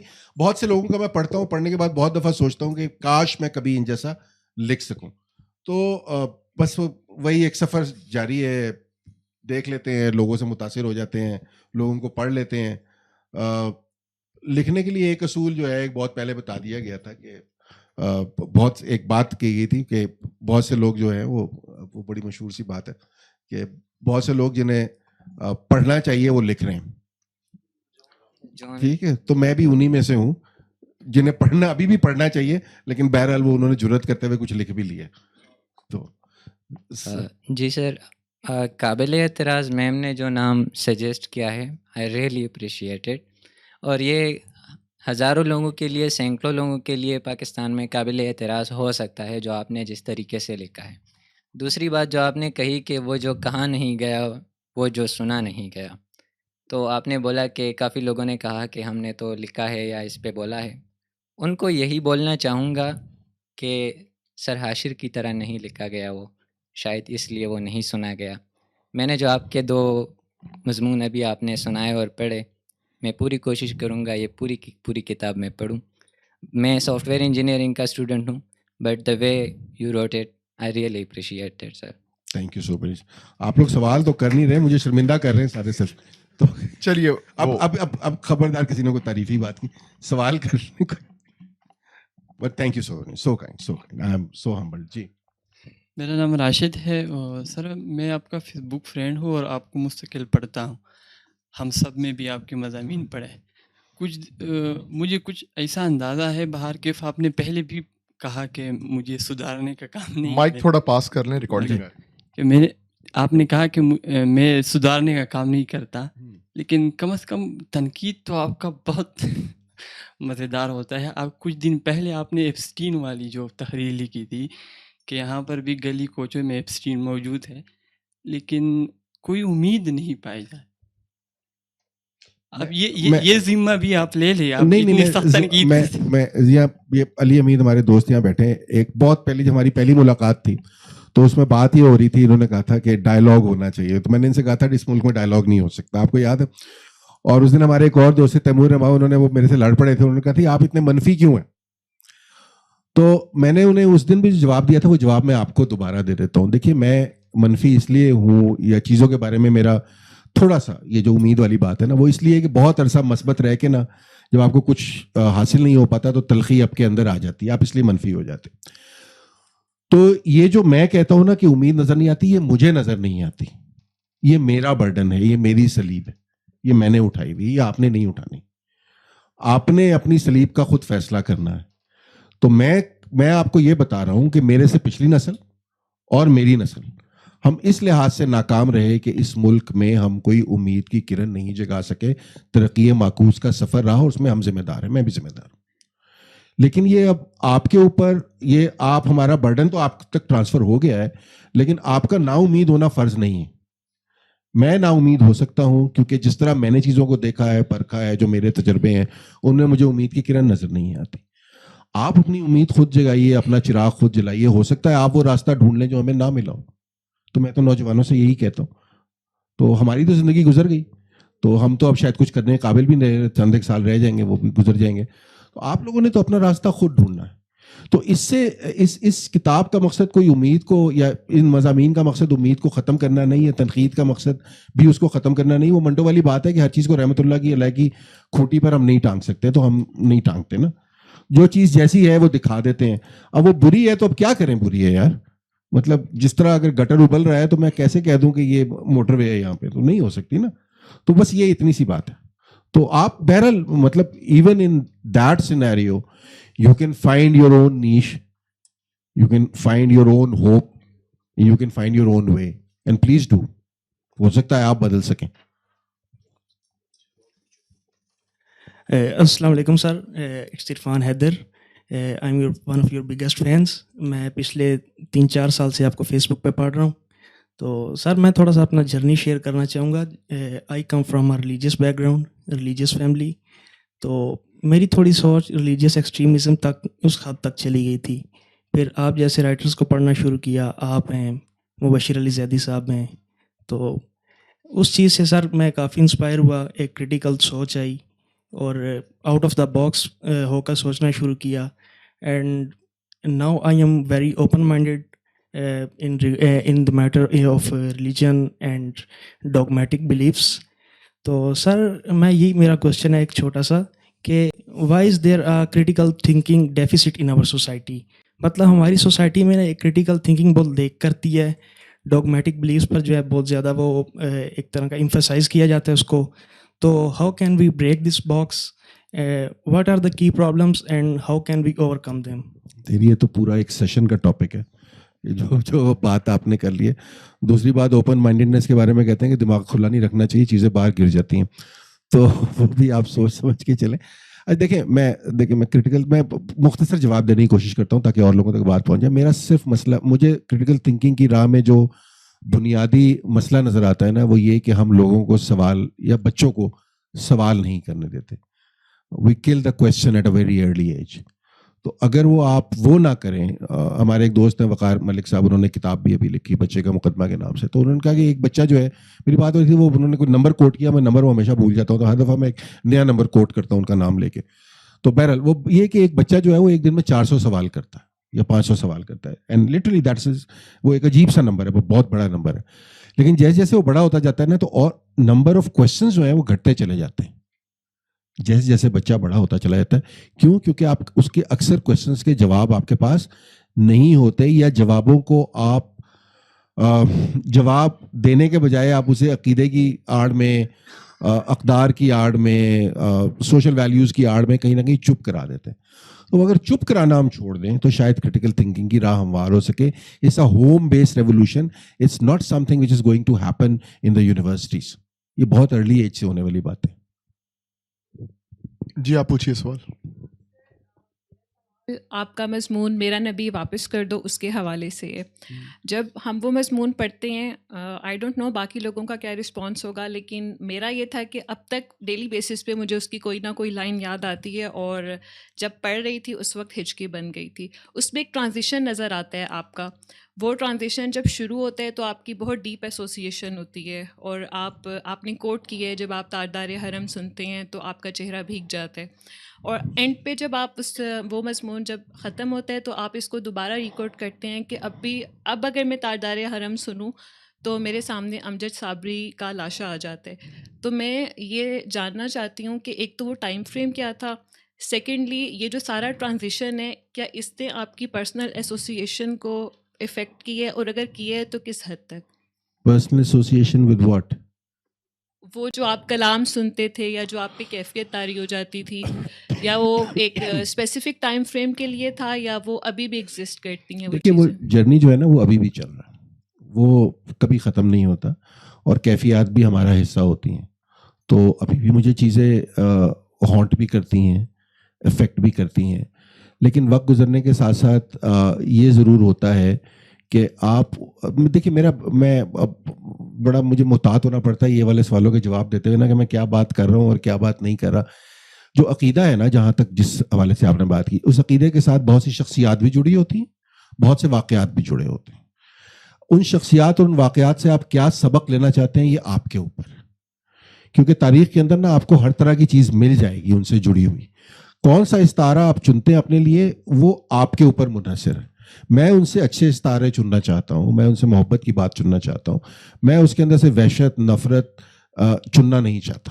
میں اتنی سی بات میں آپ سے کر رہا ہوں. اور اگر میں وہ استعارے چنتا ہوں تو پھر مجھے اس شخصیات سے محبت ہی میری برقرار رہتی.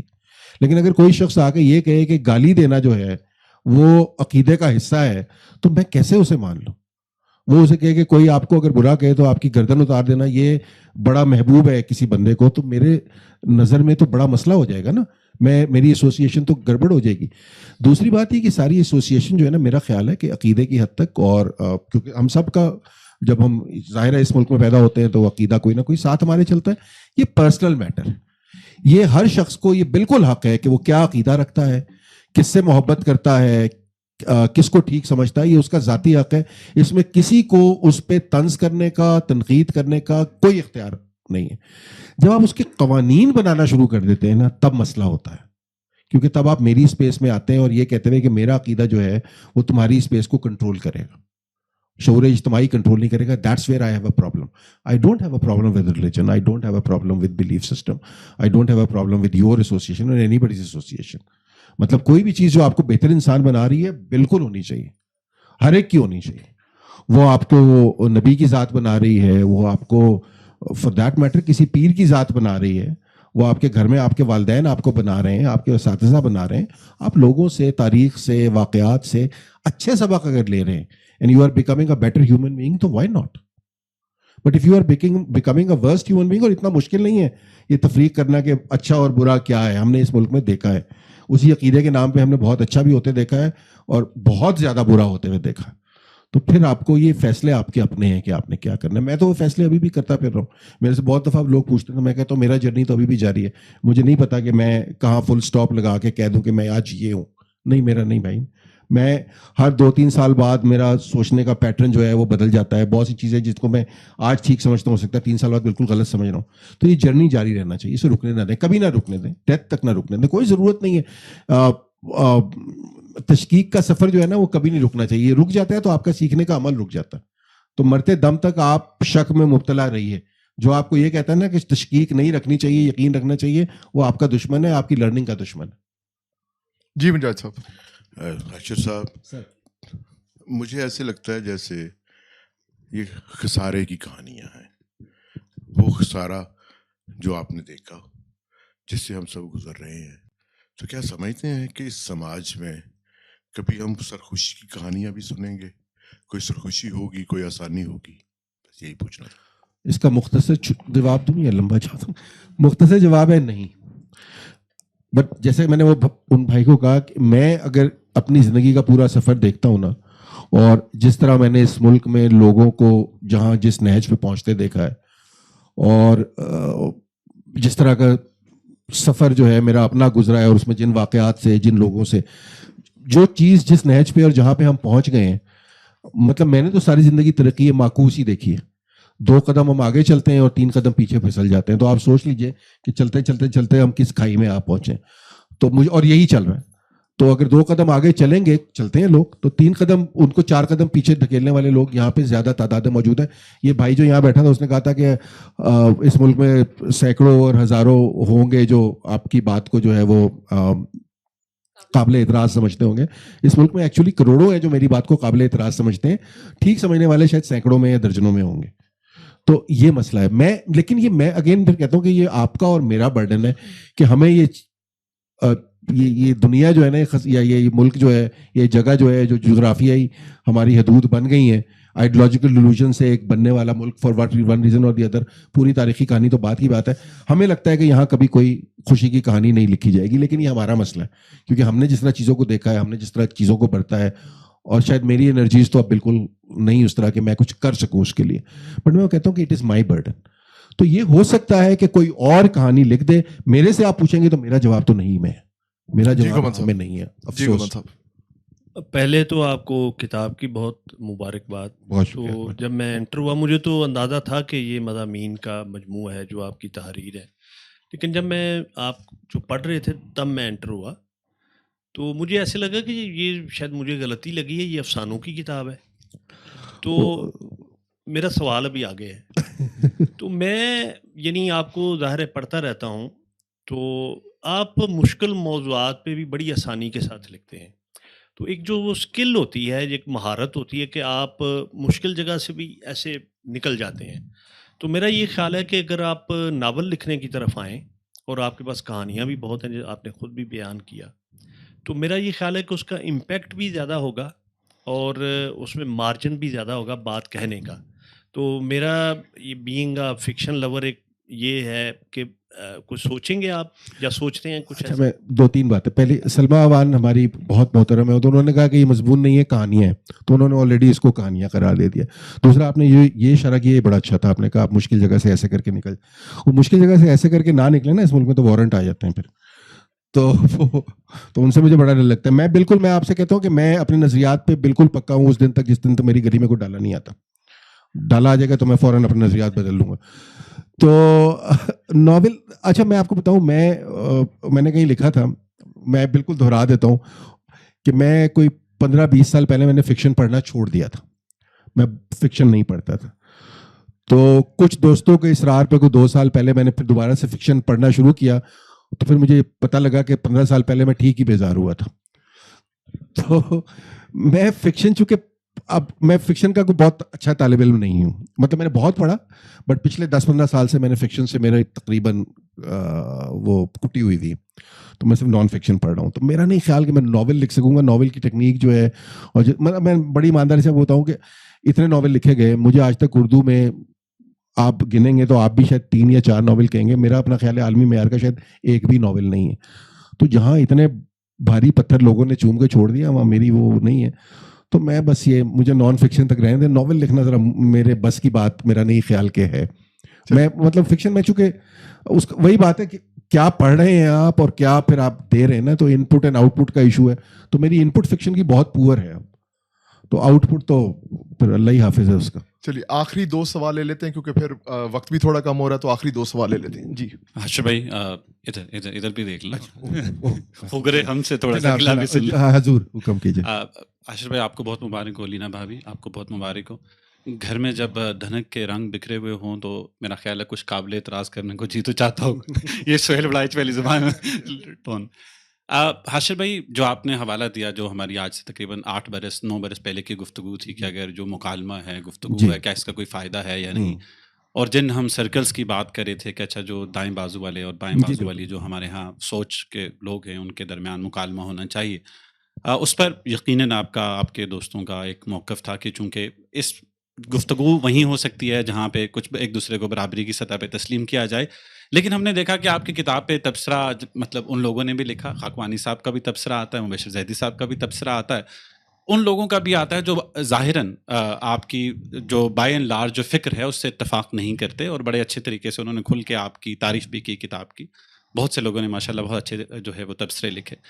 تو کیا آپ کو یہ نہیں لگتا کہ یہ جو اگر آپٹیمزم رکھا جائے، ریئلزم بالکل بہت اچھی بات ہے جو آپ کا ہم کہتے ہیں پیسمزم ہے، لیکن اگر آپ جو جتنا بھی اپنا جو تحریر آپ سامنے لے کے آتے ہیں ان کے ساتھ اگر آپ اسلامک ٹچ کی جگہ ایک آپٹیمزم کا ٹچ بھی رکھیں، مجھے لگتا ہے کہ کبھی کبھی آپ کا پیسمزم اپنا ایک سیفٹی اور پروٹیکشن کے طور پر آپ سامنے رکھتے ہیں کیونکہ آپٹیمزم کے فیل ہونے کے چانسز زیادہ ہیں. لیکن بہت سے لوگوں کو، ینگ لوگوں کو، ہم مطلب ریلیٹیولی ینگ لوگوں کو، ہم جب یہ آپ کی بات سنتے ہیں، آپ کی بات ریلیٹیولی آپ کی بات، تو میں جب یہ سنتا ہوں کہ آپ کہتے ہیں اس کا کوئی فائدہ نہیں، تو میں کہتا ہوں یار حاشر کو تو ہویا نہیں، مطلب اس کا فائدہ کوئی ہے نہیں، تو چلو پہلا سٹیپ بھی نہ لوں.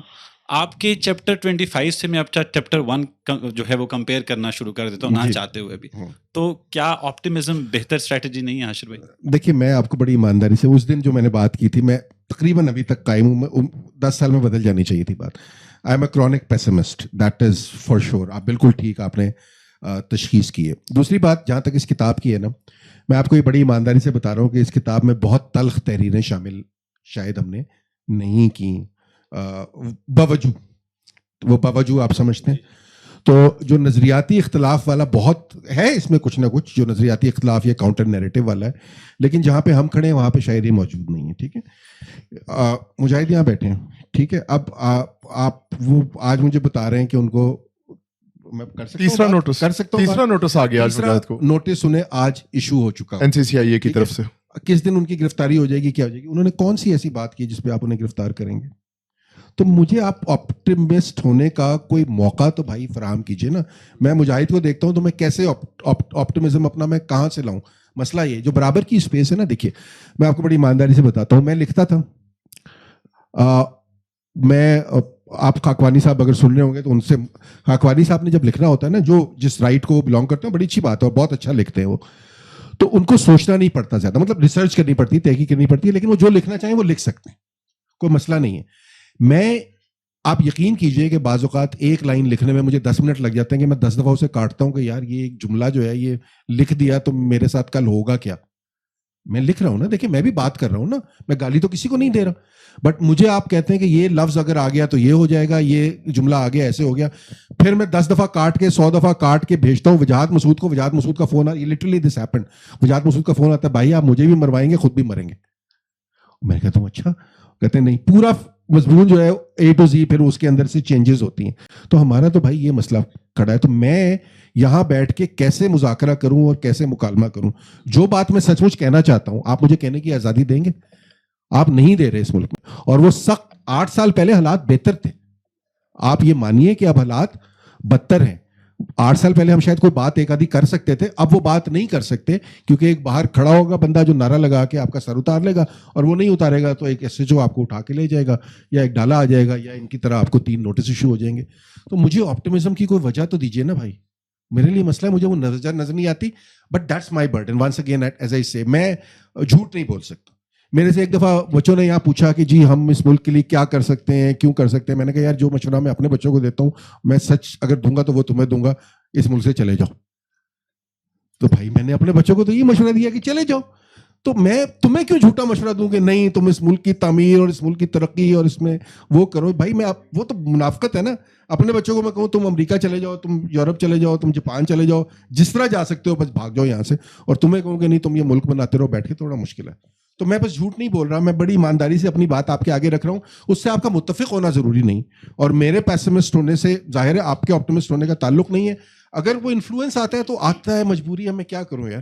میں بس جھوٹ نہیں بول پاتا، بس یہ مسئلہ اس معاملے میں، کم سے کم باقی بہت سے معاملوں میں بول لیتا ہوں، اس معاملے میں بولنا مشکل ہو جاتا ہے. چلیے شکریہ. آخری سوال لے لیں. جی میں بالکل یہی بات کہنا چاہ رہی تھی جو انہوں نے کہی. میں نے آپ کو 2 دفعہ سنا اور دونوں دفعہ بہت اسٹرانگ وائب آئی، لیکن آپ جواب دے چکے ہیں. لیکن اس کے باوجود جو میرے دل میں آ رہی تھی، جیسے یہ بچہ بھی بولا جی بہت سخت مذہبی گھرانے سے میں آیا اور میں نے خود پھر وہ ریسرچ کی، تو میں یہ سمجھتی ہوں کہ آپ اتنے سارے لوگ آپ کو سننے آئے ہیں، تو کیا یہ آپٹمزم کی طرف نہیں لے جا سکتے؟ میں تو یہ سمجھتی ہوں کہ اگر ایک بچہ بھی سننے بیٹھا ہے نا، وہ ایک بچہ بھی ہمارے لیے بہت قیمتی، اور آپ کا وہ جو آپ کا اورا ہے، آپ کی پرسنالٹی کا، آپ کی بات کا، بہت لوگ سنتے ہیں، بہت ویسا ہی کرنے کی کوشش سوری میری طبیعت کی ناسازی تو ابھی یہ کچھ عرصہ پہلے ہوا، پے در پہ اس طرح کے بچے جو ریلیجیس فیملی سے تھے، اور جب ان پہ کچھ حقیقتیں کھلنی شروع ہوئی تو وہ سوسائڈ اٹیمپٹ کی، جس میں سے 2 کی کامیاب ہو گئی تھی، 1-2 بچا لیے گئے تھے. یہ سوشل میڈیا سے ہی میں نے پڑھا، مجھے تفصیلات نہیں پتہ. تو کیا یہ جو باتیں ہیں یہ اس طرف کو نہیں لے جائیں گی؟ ہو سکتا ہے یہ آپ کی کتاب پڑھ کے یہاں آیا ہو. مطلب میرے ساتھ بھی بارہا ایسا ہوا، آپ بھی استاد ہیں، میں بھی استاد ہوں، کہ میری کلاس کے کچھ بچوں نے پڑھنے سے انکار کر دیا کہ جی یہ ایسی باتیں کر جاتی ہیں، ہم تو نہیں برداشت کر سکتے. جی تو یہ ہوتا رہتا ہے، لیکن کیا پھر بھی میں یہ چاہوں دیکھیے وہ آپ جو بات کر رہے ہیں نا ریلیٹیو آپٹمزم، یہ ہے کہ اچھا آج 40 لوگ آ گئے ہیں، 20 آتے تو میں بڑا مایوس ہوتا. تو اس حد تک کا آپٹمزم تو ہے. اس سے آگے جو ایک براڈر پکچر جسے آپ کہتی ہیں نا، تو وہ نہیں ہے انفارچونیٹلی. اور دوسرا آپ لوگ مجھے مروائیں گے، 3 لوگ کہہ چکے ہیں وہ ریلیجس بندہ تھا، وہ آپ کی تحریر پڑھ کے جو اٹھی. تو بھائی میں کوئی ایسا کام نہیں کر رہا. تو جو آپ ریلیجس ہے بھائی اپنا ذمہ خود اٹھائیں، اپنی مرضی سے کریں. میری کتاب کا کوئی قصور نہیں ہے اس کے اندر، اس میں کوئی ایسی چیز نہیں ہے. شکریہ. تو حاشر بھائی اب جو ہے نا وقت بھی ہمارے پاس کم ہے، تو آپ ایک وہ جو میں پتنگ نہیں اڑاتا یہ سنائیے. اچھا یہ میں پڑھ دیجیے ذرا. اچھا یہ اگین اکمل بھائی بھی ہے، مضمون نہیں ہے، یہ بھی میری زندگی کی کہانی ہے، فکشن نہیں ہے، سچ ہے. تو میں وہ پڑھ دیتا ہوں. بس یہ پڑھا ہی جا سکتا ہے، اس کا پڑھا ہی جا سکتا ہے، اس وجہ سے میں نے اس کو آخر میں مزید تعارف نہیں کرا سکتا، اور اس کے بعد میں کچھ پڑھ نہیں پاتا عموماً. تو اگر میں نے ایک دفعہ پہلے پڑھا تھا. اور یہ جب حاشر صاحب پڑھ پائیں گے تو ہم اس ایونٹ کو ختم کر دیں گے. کتاب آپ لوگ خرید سکتے ہیں اس کے بعد اور سائن کروا سکتے ہیں، لیکن ہم آف ایئر ہو جائیں گے. لیکن ہماری ایک دوست جو ہیں وہ ادھر سے ٹیکسس سے آئی ہوئی ہیں، وہ ایک 5 منٹ کی بعد میں ایک نظم اپنی پڑھنا چاہیں گی، لیکن وہ بعد میں ہوگا جب ہم آف ایئر ہو جائیں گے اور یہ ختم ہو جائے گا. مضمون کا عنوان ہے جی میں پتنگ کیوں نہیں اڑاتا، اور میں سچ میں نہیں اڑاتا. قسم خدا کی شفیع دلگیر صاحب کو ہم نے کبھی دلگیر نہیں دیکھا. تخلص رکھنے والے عموماً شاعر ہی ہوتے ہیں، اور شاعر نرم دل، نرم خو اور نرم طبیعت ہوتے ہیں. پر حرام ہے جو شفیع دلگیر صاحب میں ایسی کسی خاصیت کا کہیں گزر ہوا ہو، یا شاید وہ اسکول کو رزمگاہ سمجھتے تھے، اس لیے اگر کوئی ریشم سی نرمی تھی بھی تو اسے حلقہ یارہ میں چھوڑ فولاد صورت استاد کی صورت کمرہ جماعت میں جلوہ گر ہوتے تھے. ادھر وہ نمودار ہوتے، ادھر بچوں کی روح تقریباً پرواز کر جاتی. 13-14 سال کے بچوں کا دل یوں بھی چڑیا کا صحیح ہوتا ہے، وہ بھی دہلتا رہے تو پڑھائی کیوں کرو. اکثر بچے اسی دہشت نمائی میں سبق بھول جاتے اور شفیع دلگیر صاحب کو خوف و ہراس پھیلانے کے مزید نادر مواقع مل جاتے. یوں تو وہ ہمارے کلاس انچارج تھے، ساتھ ساتھ اردو اور معاشرتی علوم بھی پڑھاتے تھے. پر آج بھی ذہن پر 1000 زور ڈالوں تو ان کا پڑھایا کوئی ایک سبق بھی کہیں حافظے کے کسی کونے خدرے سے دستیاب نہیں ہوتا. ہاں ان کی تشدد پرور طبیعت کے مظاہر آج بھی ذہن پر پوری آب و تاب کے ساتھ نقش ہیں. باریک بیت کی چھڑی کو ہتھیلی پر برسانا، مرغا بنا کر اوپر 4 کتابیں رکھ دینا، اور کانوں کی لووں کو انہماک اور مکمل درد مندی کے ساتھ مسلنا عمومی سزائیں تھیں. پر دلگیر صاحب کی خصوصیت ہاتھوں کی انگلیوں کے بیچ 3 پینسلیں پھنسا کر ہاتھوں کو ایسے دبانا تھا کہ اچھے سخت جان بچوں کی چیخیں نکل جاتی. تشدد کے ہنر میں حضرت نے کمال رفت پائی تھی. اگر جسمانی تشدد کوئی مضمون ہوتا تو اس کا نصاب یقیناً دلگیر صاحب ہی تحریر کرتے. میں کہ ایک لائق بچہ تھا، عام طور پر کلاس میں پہلی پوزیشن لیتا تھا اور پڑھائی سے قدرتی شغف رکھتا تھا، اس لیے کبھی ایسی نوبت نہیں آئی کہ دلگیر صاحب کا ہاتھ مجھ پر صاف ہو سکے. پر دل میں ڈر بہت تھا. روز لگتا کہ اب باری آئی کہ آئی. اس خوف سے نہ کبھی ان کے سبق میں کوتاہی برتی، نہ کبھی گھر کے لیے دیے کام میں سستی کی. سردیوں کا موسم ختم تھا اور پالا اڑنت آئی بسنت کے دن تھے. لاہور کے آسمان پر رنگ برنگی پتنگیں تیرتی رہتی. ہر لاہوری کی طرح پتنگ بازی پسند تو تھی، پر ادھر کچھ 1-2 سال سے پسند جنون میں بدلتی جا رہی تھی. سال بھر کا جیب خرچ اکٹھا ہوتا، سودوں سے پیسے بچائے جاتے، گھر کے حساب سے جتنے روپے ادھر ادھر کرنا ممکن تھا وہ کیے جاتے. تقریبات پر ملی رقم جوڑ لی جاتی اور یوں ایک مستقل بسنت فنڈ قائم ہوتا. اس کے بعد منصوبہ بندی ہوتی. سب سے پہلے سادہ دھاگا خریدا جاتا، پھر اس دھاگے سے ڈور بنتی. خاص بازاروں میں ڈور ساز ادارے تھے. یوں تو ڈور سازی عام تھی، پر اچھے کاریگر مخصوص اڈوں پر ہی ہوتے اور وہاں ڈور لگوانے کے لیے کئی ہفتوں کی بکنگ درکار ہوتی. ڈور دکانوں پر بھی ملا کرتی، پر ایک تو وہ تھوڑی مہنگی ہوتی، دوسرے اس میں کوالٹی کنٹرول کے مسائل تھے. کچھ مشہور دکانوں کے سوا یہ اعتبار کرنا مشکل ہوتا کہ ڈور واقعی اسی نسل اور معیار کی ہے جس کا دعویٰ کیا جا رہا ہے. اس لیے شوقین حضرات خود ڈور لگوانے کو ترجیح دیتے. ڈور لگوائی کے بعد ایک گولے کی شکل میں دستیاب ہوتی جو پننا کہلاتا تھا. پننے کے علاوہ گٹھے بھی دستیاب تھی. جب لوٹی ہوئی ڈور کو ہتھیلی پر آخری انگلی اور انگوٹھے کے بیچ بل دے کر اکٹھا کیا جاتا تو خاص طرز میں لپٹی ہوئی یہ ڈور گٹ کہلاتی. وہ لوگ جن کی استطاعت پننا خریدنے کی نہ ہوتی وہ بازار سے بنی بنائی گٹ بھی خرید سکتے تھے. ظاہر ہے اس میں ڈور کم ہوتی تھی اور لمبے پیچ کے لیے یہ کارآمد نہیں تھی، پر پتنگ بازی کی ٹھرک پوری کرنے کے لیے کافی تھی. پتنگوں کا اپنا ایک سلسلہ تھا. بے شمار طرح کی پتنگ تھی. دم لگے گڈے تھے جو کچھ بڑے ہوتے تھے، انہیں پری کہتے تھے. مونس پری کے ساتھ مذکر گڈے ہوا کرتے جن کے نیچے دم کے بجائے تکونا کاغذ لگا ہوتا. چوڑائی کے لحاظ سے گڈا 1 توا، 1.5 توا اور 2.5 توا کہلاتا. یہ آپ نے آج کل سنی ہوگی ٹرمز دوبارہ 10 سال بعد. ایک عجیب ساخت کا لمبوترا گڈا مچھر کہلاتا. پھر 2 چشمی ہے کی طرح دکھائی دینے والی پتنگ یا تکل کہلاتی. بھات بھات کے رنگوں میں یہ پتنگیں انتہائی کم قیمت سے انتہائی بیش قیمت تک موجود تھی. ہمارا پتنگ بازی کا شوق اس زمانے میں جنون کی حدوں کو چھو رہا تھا. تمام پیسے جو دستیاب تھے وہ اسی جنون کی نظر ہوتے. پرانے شہر جا کر دھاگے کی خریداری ہوتی. چھٹی والے دن کئی گھنٹے ڈور ساز کے سر پر کھڑے ہو کر اپنی مرضی کی ڈور لگوائی جاتی. مہینوں پتنگیں ذخیرہ کی جاتی کہ بسنت کے دنوں انہیں اڑایا جا سکے. روز چھت پر چڑھ کر نسبتاً کم قیمت یا خستہ حال پتنگیں بسنت سے پہلے بھی اڑائی جاتی. پیچوں سے کٹی ہوئی پتنگیں لوٹ کر اکٹھی ہوتی. ڈور کے رنگ برنگے پننے اور گٹھیں الگ جمع ہوتی رہتی. ہمارے اس جنون سے گھر میں ایک ہستی بہت پریشان تھی اور وہ تھی میری امی کی. گھر میں ابو کا انتہائی روب تھا، سخت گیری اس سے سوا، لیکن ابو مصروف رہتے. کالج میں پڑھانے کے بعد گھر آ کر کچھ آرام کرتے، پھر شام کو اور کاموں سے نکل جاتے. امی روایتی خواتین کی طرح نہیں تھیں، اتنی ہی تعلیم یافتہ جتنا کہ ابو تھے، پر نوکری ان کی سرشت میں نہیں تھی. 2-3 مختلف کاروبار کرنے کے بعد ایک اسکول کی داغ بیل ڈالی اور جلد ہی یہ پودا تناور درخت بنتا چلا گیا. امی اتنی ہی مصروف تھیں جتنا کہ ابو، لیکن فرق یہ تھا کہ ہمارے ایک ایک پل کی انہیں خبر ہوتی تھی. میری پتنگ بازی ان کے لیے سوہانے روح تھی. ہمارے 2 منزلہ گھر کی چھت کی منڈیر پست تھی اور جتنی دیر میں چھت پر ہوتا امی کو یہی ڈر رہتا کہ کوئی حادثہ نہ ہو جائے. میں پتنگ اڑانے اور لوٹنے میں پوری چھت پر دوڑتا پھرتا اور امی کی جان حلق میں اٹکتی رہتی. پھر انہیں یہ بھی لگتا کہ میری پڑھائی سے توجہ ہٹتی جا رہی ہے. ہر ماں کی طرح ان کا خیال تھا کہ میرے سے زیادہ ذہین بچہ روئے ارض پر اس سے پہلے نازل نہیں ہوا، اور ان کے لیے یہ سخت افسوس کا مقام تھا کہ میں پتنگ بازی جیسی بے سود لت میں مبتلا ہو گیا ہوں. بچپن سے کتاب سے میرا ایک عجیب محبت کا رشتہ تھا. اسکول کی روایتی پڑھائی سے ہٹ کر اس چھوٹی عمر میں بھی ادب کی ہر صنف سے میرا تعارف ہو چکا تھا. میر سے لے کر فیض تک، رتن ناتھ سرشار سے لے کر ابن صفی تک اور ابن خلدون سے لے کر قاسم فرشتہ تک سب کے لکھے سے میری دوستی تھی، پر پتنگ بازی نے کتاب میرے ہاتھ سے چھین لی تھی.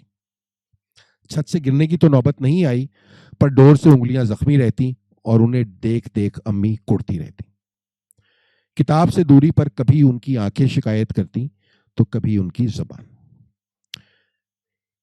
اس عمر تک ایک انکہا سا اصول پتہ لگ گیا تھا کہ امی نے کبھی ابو سے میری شکایت نہیں کرنی. ابو سے شکایت کا مطلب تھا کہ سخت قسم کی پٹائی، اور امی کو یہ گوارا نہیں تھا. میں ان کا لاڈلا بچہ تھا.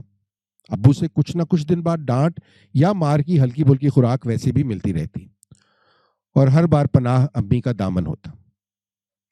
امی سے کبھی مار نہیں پڑی اور ڈانٹ کا کبھی اثر نہیں ہوا. امی پیار کے ہاتھوں بے بس تھیں, کیا کرتی. ہاں جب میں قابو آ جاتا تو مجھے سمجھانے کی حتی الامکان کوشش کرتی. میں ایک کان سے سنتا اور دوسرے سے نکال دیتا. امی نے ایک دو دفعہ میری پتنگوں اور ڈور کے ذخیرے پر چھاپا مارا. اس کے بعد میں نے گھر کے وہ گوشے ڈھونڈ لیے جہاں تک امی کی رسائی نہیں تھی. ایک طویل اندھیری پرچھتی کے آخری کونے میں جہاں امی نے کسی صورت قدم نہیں رکھنا تھا میری پتنگیں رکھی جاتی اور ڈور بھی ایسی ہی مختلف جگہوں پر چھپا دی جاتی. یہ سلسلہ ایسے ہی چلتا رہا. ابو کبھی کبھی اپنے دوست اساتذہ سے ملنے اسکول آ جاتے. ایسے ہی ایک دن ان کی ملاقات شفیع دلگیر صاحب سے ہو گئی. شفیع صاحب امی اور ابو دونوں کو غائبانہ طور پر جانتے تھے اور کچھ وجوہات کی بنا پر ان سے تھوڑی سی عقیدت بھی رکھتے تھے. ملاقات مختصر تھی پر ابو کو پتہ نہیں کیا سوجھی کہ انہوں نے دلگیر صاحب کو گھر پر مدعو کر لیا. اگلے دن اسکول گیا تو دلگیر صاحب نے بلا بھیجا. ایسے وقت ہر برا خیال دل میں آیا. سوچا یقیناً کوئی خطا ہو گئی ہوگی اور بس اب میری خیر نہیں. ڈرتے کانپتے خدمت میں حاضر ہوا تو قصہ اور نکلا. دلگیر صاحب 3 دن بعد گھر آنے والے تھے اور میری ذمہ داری لگانی مطلوب تھی کہ گھر والدہ اور والد کو خبر کر دوں. خیر سانس میں سانس آئی. گھر پہنچا. ابو گھر نہیں تھے. امی تب تک اسکول سے لوٹ آئی تھیں. انہیں خبر کی کہ دلگیر صاحب 3 دن بعد تشریف لائیں گے اور سیدھا پھر چھت پر. 2-2.5 گھنٹے پتنگ بازی کر کے نیچے لوٹا تو امی نے پیار سے بٹھا لیا. پھر سے سمجھایا کہ یہ شوق برا ہے. کچھ وقت گوانے پر تنبیہ کی. روز کی طرح سنا اور انسنی کر دی. شام گئے. ابو لوٹے تو انہیں بھی بتایا کہ دلگیر صاحب 3 روز بعد تشریف لائیں گے. ابو نے تاریخ پوچھی اور پھر کہا کہ وہ تو اس دن مصروف زیادہ ہیں, شاید وقت پر نہ آ سکیں. تو میں سر کو منع کر دوں. میں نے پوچھا کہ باورچی خانے سے امی کی آواز آئی, نہیں منع مت کرو, اچھا نہیں لگتا, آنے دو. جب تک ابو لوٹیں گے تب تک تم اور میں ان سے باتیں کر لیں گے. ہاں یہ ٹھیک رہے گا. ابو نے ساتھ کی. اگلے دن اسکول گیا تو دلگیر صاحب کو مطلع کر دیا کہ وہ مقررہ وقت پر تشریف لے آئے. اس کے بعد 2 روز گزر گئے. معمول وہی تھا. دلگیر صاحب کے دورے سے ایک دن قبل میں نے اسکول سے آنے کے بعد حسب معمول چھت کا رخ کیا. شام تک امی کی کئی آوازوں کے باوجود نیچے نہ آیا تو امی چھت پر چلی آئیں. میں پتنگ اڑانے میں ایسا مگن تھا کہ خبر تک نہ ہوئی. تمہیں کچھ کھانے پینے کا بھی خیال ہے کہ نہیں؟ بجائے اس کے کہ بات ڈانٹ سے شروع ہوتی, امی کو پہلی فکر اس بات کی تھی کہ میں نے کچھ کھایا ہے کہ نہیں. بس ابھی تھوڑی دیر میں آتا ہوں. مجھے پیچے کی فکر تھی. اب امی کو غصہ آ رہا تھا. کوئی تھوڑی دیر نہیں, ابھی چلو. امی ابھی نہیں آ سکتا, بس تھوڑی دیر. یہ تو تم کئی گھنٹوں سے کہہ رہے ہو. امی آتا ہوں نا, آپ چلیں. میری نظریں ابھی بھی آسمان پر تھی. یہ مکالمہ اسی لے میں کچھ دیر اور چلتا رہتا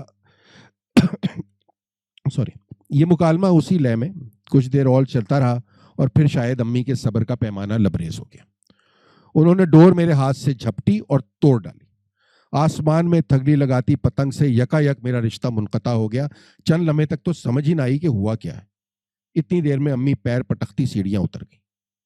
میں کچھ دیر ہکا بکا کھڑا رہا اور پھر پورا دن لگا کر لگوائی گئی ڈور اور ایک خوبصورت پتنگ کا غم مجھ پر آشکار ہونا شروع ہوا. باقی ڈور چھت پر چھوڑ کر میں امی کے پیچھے لپکا. سیڑھیوں کے عین اختتام پر باورچی خانہ تھا جہاں اس وقت ایک ملازمہ تھی اور امی. میں 2 سیڑھیاں پھلانگتا وہاں پہنچا اور چیخنا چلانا شروع کر دیا. میں نے کیا بولا کیا نہیں اب کچھ یاد نہیں. ہاں اتنا یاد ہے کہ آواز اتنی اونچی تھی کہ صحن کی دیوار کے پار ساتھ کے گھر سے بھی کچھ چہروں نے ادھر جھانک کر دیکھا کہ ہو کیا رہا ہے. میں نے یہ خیال بھی نہیں کیا کہ وہاں ایک ملازمہ بھی موجود ہے. امی نے بیچ میں مجھے روکنے ٹوکنے اور ڈانٹنے کی کوشش کی پر میں غصے میں بالکل بے قابو ہو رہا تھا. ادھر میں چیختا رہا, ادھر آہستہ آہستہ امی کی آنکھوں میں نمی اترتی رہی. اب وہ بالکل خاموشی مجھے سن رہی تھی. کتنی دیر بولتا بھلا. کچھ دیر بعد بولنے کو کچھ بچا نہیں تو خاموش ہو گیا. بس بڑبڑاتا رہا. ڈور اور پتنگ کا غم سنبھالے نہیں سنبھلتا تھا. بدتمیزی اور بد تہذیبی کا یہ مظاہرہ جب دھیما پڑ گیا تو امی نے بس ایک شکایتی نظر مجھ پر ڈالی. میں نے بھی آنکھوں میں آنکھیں ڈال کر دیکھنا چاہا پر ان نم آنکھوں میں جانے کیا تھا کہ میں نے فوراً ہی نظر چرا لی. نظر اٹھائی تو امی جا چکی تھی. اس کے بعد بڑی دیر ان کے کمرے کا دروازہ بند رہا. امی کو جب رونا ہوتا تھا تو ہمیشہ وہ کمرے کا دروازہ یوں ہی بند کر لیتی. یہ ہم سب کو پتا تھا. انہوں نے حتی الامکان کبھی بھی اپنے آنسو ہمیں نہیں دیکھنے دیے. ہمیں صرف ان کی محبت دکھتی تھی. کچھ دیر بعد میں بھی بڑبڑاتا اپنے کمرے میں چلا گیا. چھوٹی عمر کے ان بچگانہ غموں کی عمر چند گھنٹوں سے زیادہ نہیں ہوتی. صبح تک میرا غصہ اور تعصب دونوں دھل گئے تھے. چھٹی کا دن تھا. دوپہر کو دلگیر صاحب کا آنا طے تھا.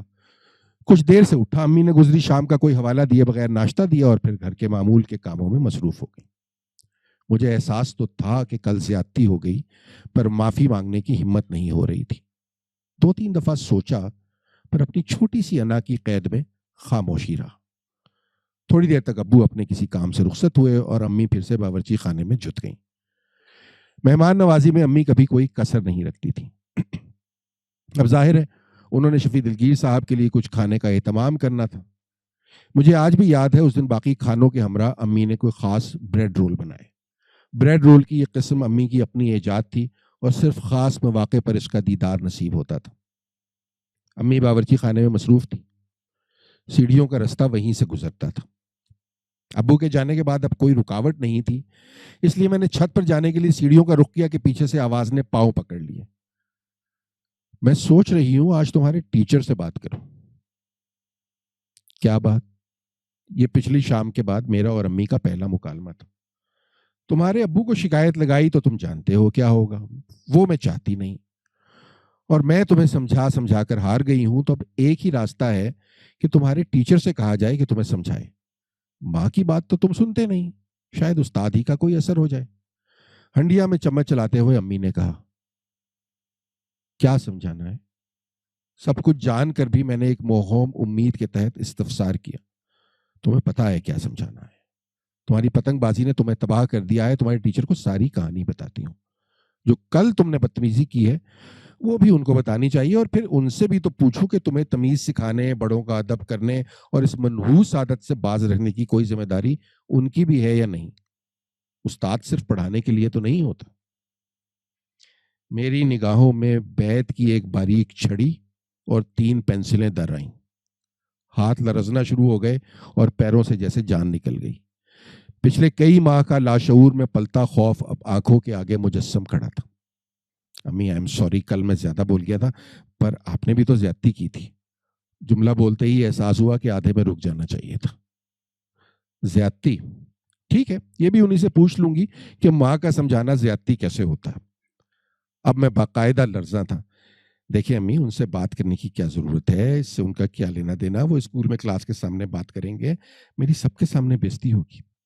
اب امی کو کیا بتاتا کہ بے عزتی کے ساتھ بیت کی چھڑی اور 3 پینسلیں جڑ جائیں تو کیا قیامت بنتی ہے.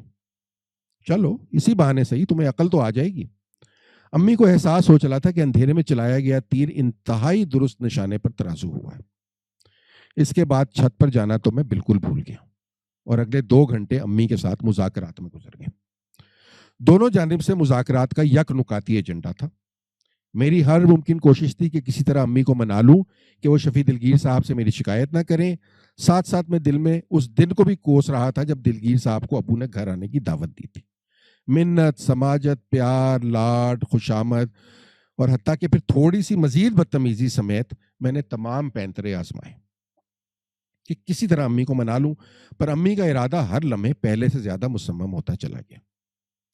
شفیع دلگیر صاحب سے کرنے والی باتوں میں اب انہوں نے کل کے علاوہ میری باقی تمام کوتاہیوں اور بدتمیزی کا ریکارڈ بھی شامل کر دیا تھا. کچھ ہی دیر میں پہلے شفیع دلگیر صاحب اور پھر شاید پورے اسکول کے سامنے میرا لائق, تمیزدار اور تہذیب یافتہ ہونے کا بھرم کھلنے کو تھا. اس سے زیادہ شرمندگی اور کیا نصیب ہو سکتی تھی. چشم تصور سے میں دیکھ رہا تھا کہ کلاس کے سامنے شفیع دلگیر صاحب میرے پول کھول رہے ہیں, پھر 3 پینسلیں میری انگلیوں میں پھنسا دی جاتی ہیں. شفیع دلگیر صاحب کا بھاری ہاتھ, اور اس سے آگے سوچنے کا یارہ نہیں تھا مجھے. مذاکرات جاری تھے کہ دروازے کی گھنٹی بج اٹھی. گھڑی دیکھی تو مردنی سی چھا گئی. شفیع دلگیر صاحب آ چکے تھے. جاؤ اپنے ٹیچر کو ڈرائنگ روم میں بٹھاؤ, میں آتی ہوں. میں نے شاید انتہائی مردہ آواز میں پھر التجا کرنے کی کوشش کی، مگر حلق سے محض لا یعنی سی غو برآمد ہوئی۔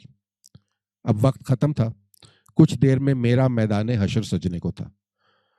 شفیع دلگیر صاحب کو ڈرائنگ روم میں بٹھایا، بڑی مشکل سے جو آواز نکل رہی تھی اس میں انہیں بتایا کہ ابو تھوڑی دیر تک آتے ہوں گے اور امی ابھی ان سے مل لیں گی۔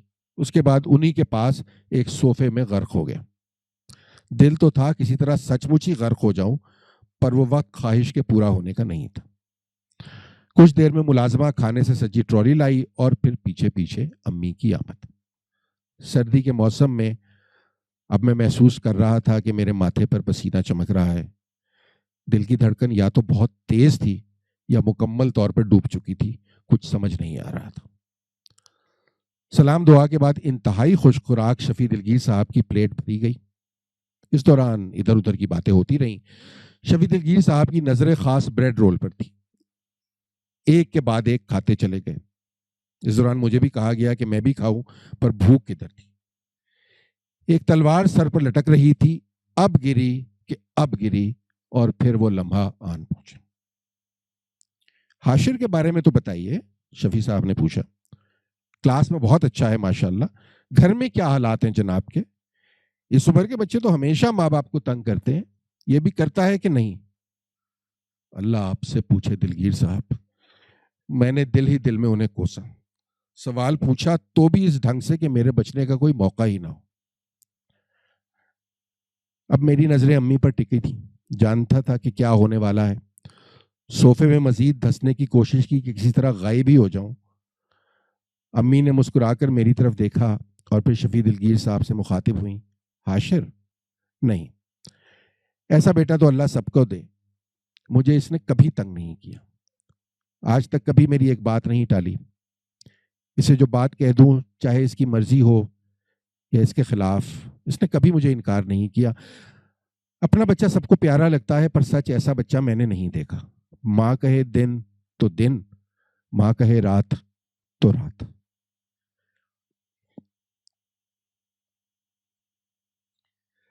شفیع دلگیر صاحب نے ایک توصیفی نظر مجھ پر ڈالی، کچھ بولے پر اب مجھے کچھ سنائی نہیں دے رہا تھا۔ میری آنکھیں امی پر جمی تھیں، دل آہستہ آہستہ ٹھکانے پر آ رہا تھا۔ کہیں دور اندر ایک رکا ہوا دریا بہہ نکلا تھا۔ میری آنکھیں بار بار دھندلاتی تھیں، پھر میں آستین کے کنارے سے انہیں خشک کرتا۔ ایک چیختا چلاتا جنگلی بچہ اور دو نم ہوتی آنکھیں ایک لوپ کی صورت بار بار ذہن کے پردے پر چلتی۔ دل میں تھا کہ اپنے چہرے پر کسی طرح زور سے تھپڑ لگا سکوں، کسی طرح اس منظر سے آنکھیں چرا لوں، پر ہاتھ شل تھے اور نظریں امی کے چہرے سے ہٹتی نہیں تھی۔ جہاں وہی محبت بھری دو نم آنکھیں اب مجھے دیکھتی تھیں، اور میں سوچتا تھا کہ زمین پھٹے اور میں اپنی تمام کوتاہیوں، تمام شرمندگیوں اور تمام پچھتاووں کے ساتھ اس میں سما جاؤں۔ پتہ نہیں کتنی دیر اس کمرے میں اور کیا بات ہوتی رہی۔ مجھے تو آج بھی بس وہ دو جملے یاد ہیں، ماں کہے دن تو دن، ماں کہے رات تو رات۔ کچھ دیر بعد ابو آ گئے۔ شفیع دلگیر صاحب اب بھی بریڈ رول کھا رہے تھے۔ ابو اور شفیع دلگیر صاحب نے باتیں شروع کی تو امی اجازت لے کر اٹھ گئیں۔ وہ کمرے سے نکلی تو میرے بندھے پیر کھل گئے۔ ایک جھٹکے سے اٹھا اور ابو اور دلگیر صاحب کی طرف دیکھے بغیر باہر نکل آیا۔ لکڑی کی سیڑھی صحن کے کونے میں پڑی تھی، اسے اٹھا کر پرچھتی سے لگایا اور پیچھے کونے میں گھس کر ساری پتنگیں نکال لایا۔ سب پتنگیں ذہن میں ڈھیر کی اور ایک ایک کر کے سب کو پھاڑ ڈالا۔ اس کے بعد اوپر کی منزل کے ایک اور خفیہ گوشے سے ڈور کے پنے اور گٹھے نکالی اور نیچے لے آیا۔ کھانے کی ٹرالی باورچی خانے میں واپس آ گئی تھی اور امی چیزیں سمیٹ رہی تھیں۔ ان کی طرف دیکھے بغیر چولہا جلایا اور ایک ایک کر کے ساری ڈور چولہے میں جھونک دی۔ ڈور جل کر خاک ہو گئی تو مڑ کر دیکھا،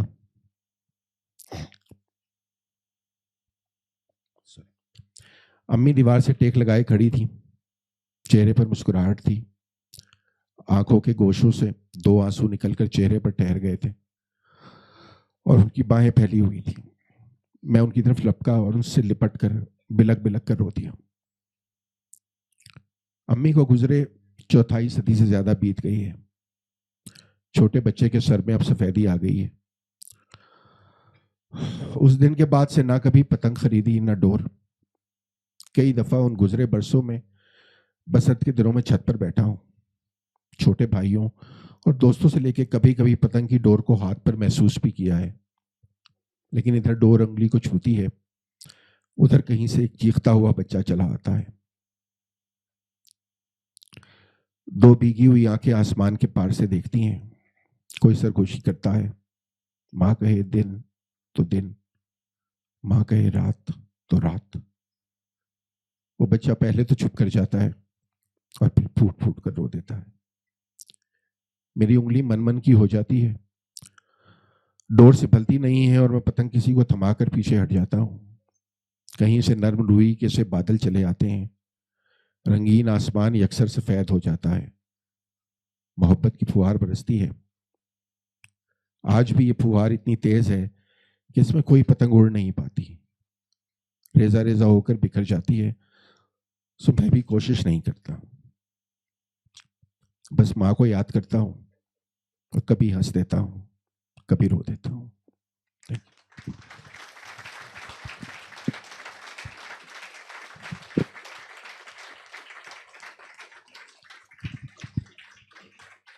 شکریہ عاشر. لکھتے رہیں, آپ کی تحریروں سے اسی طرح سے مختلف زاویوں سے سوچنے کا ہمیں موقع ملتا رہے. سلامت رہیں. آپ سب کی آمد کا بہت شکریہ.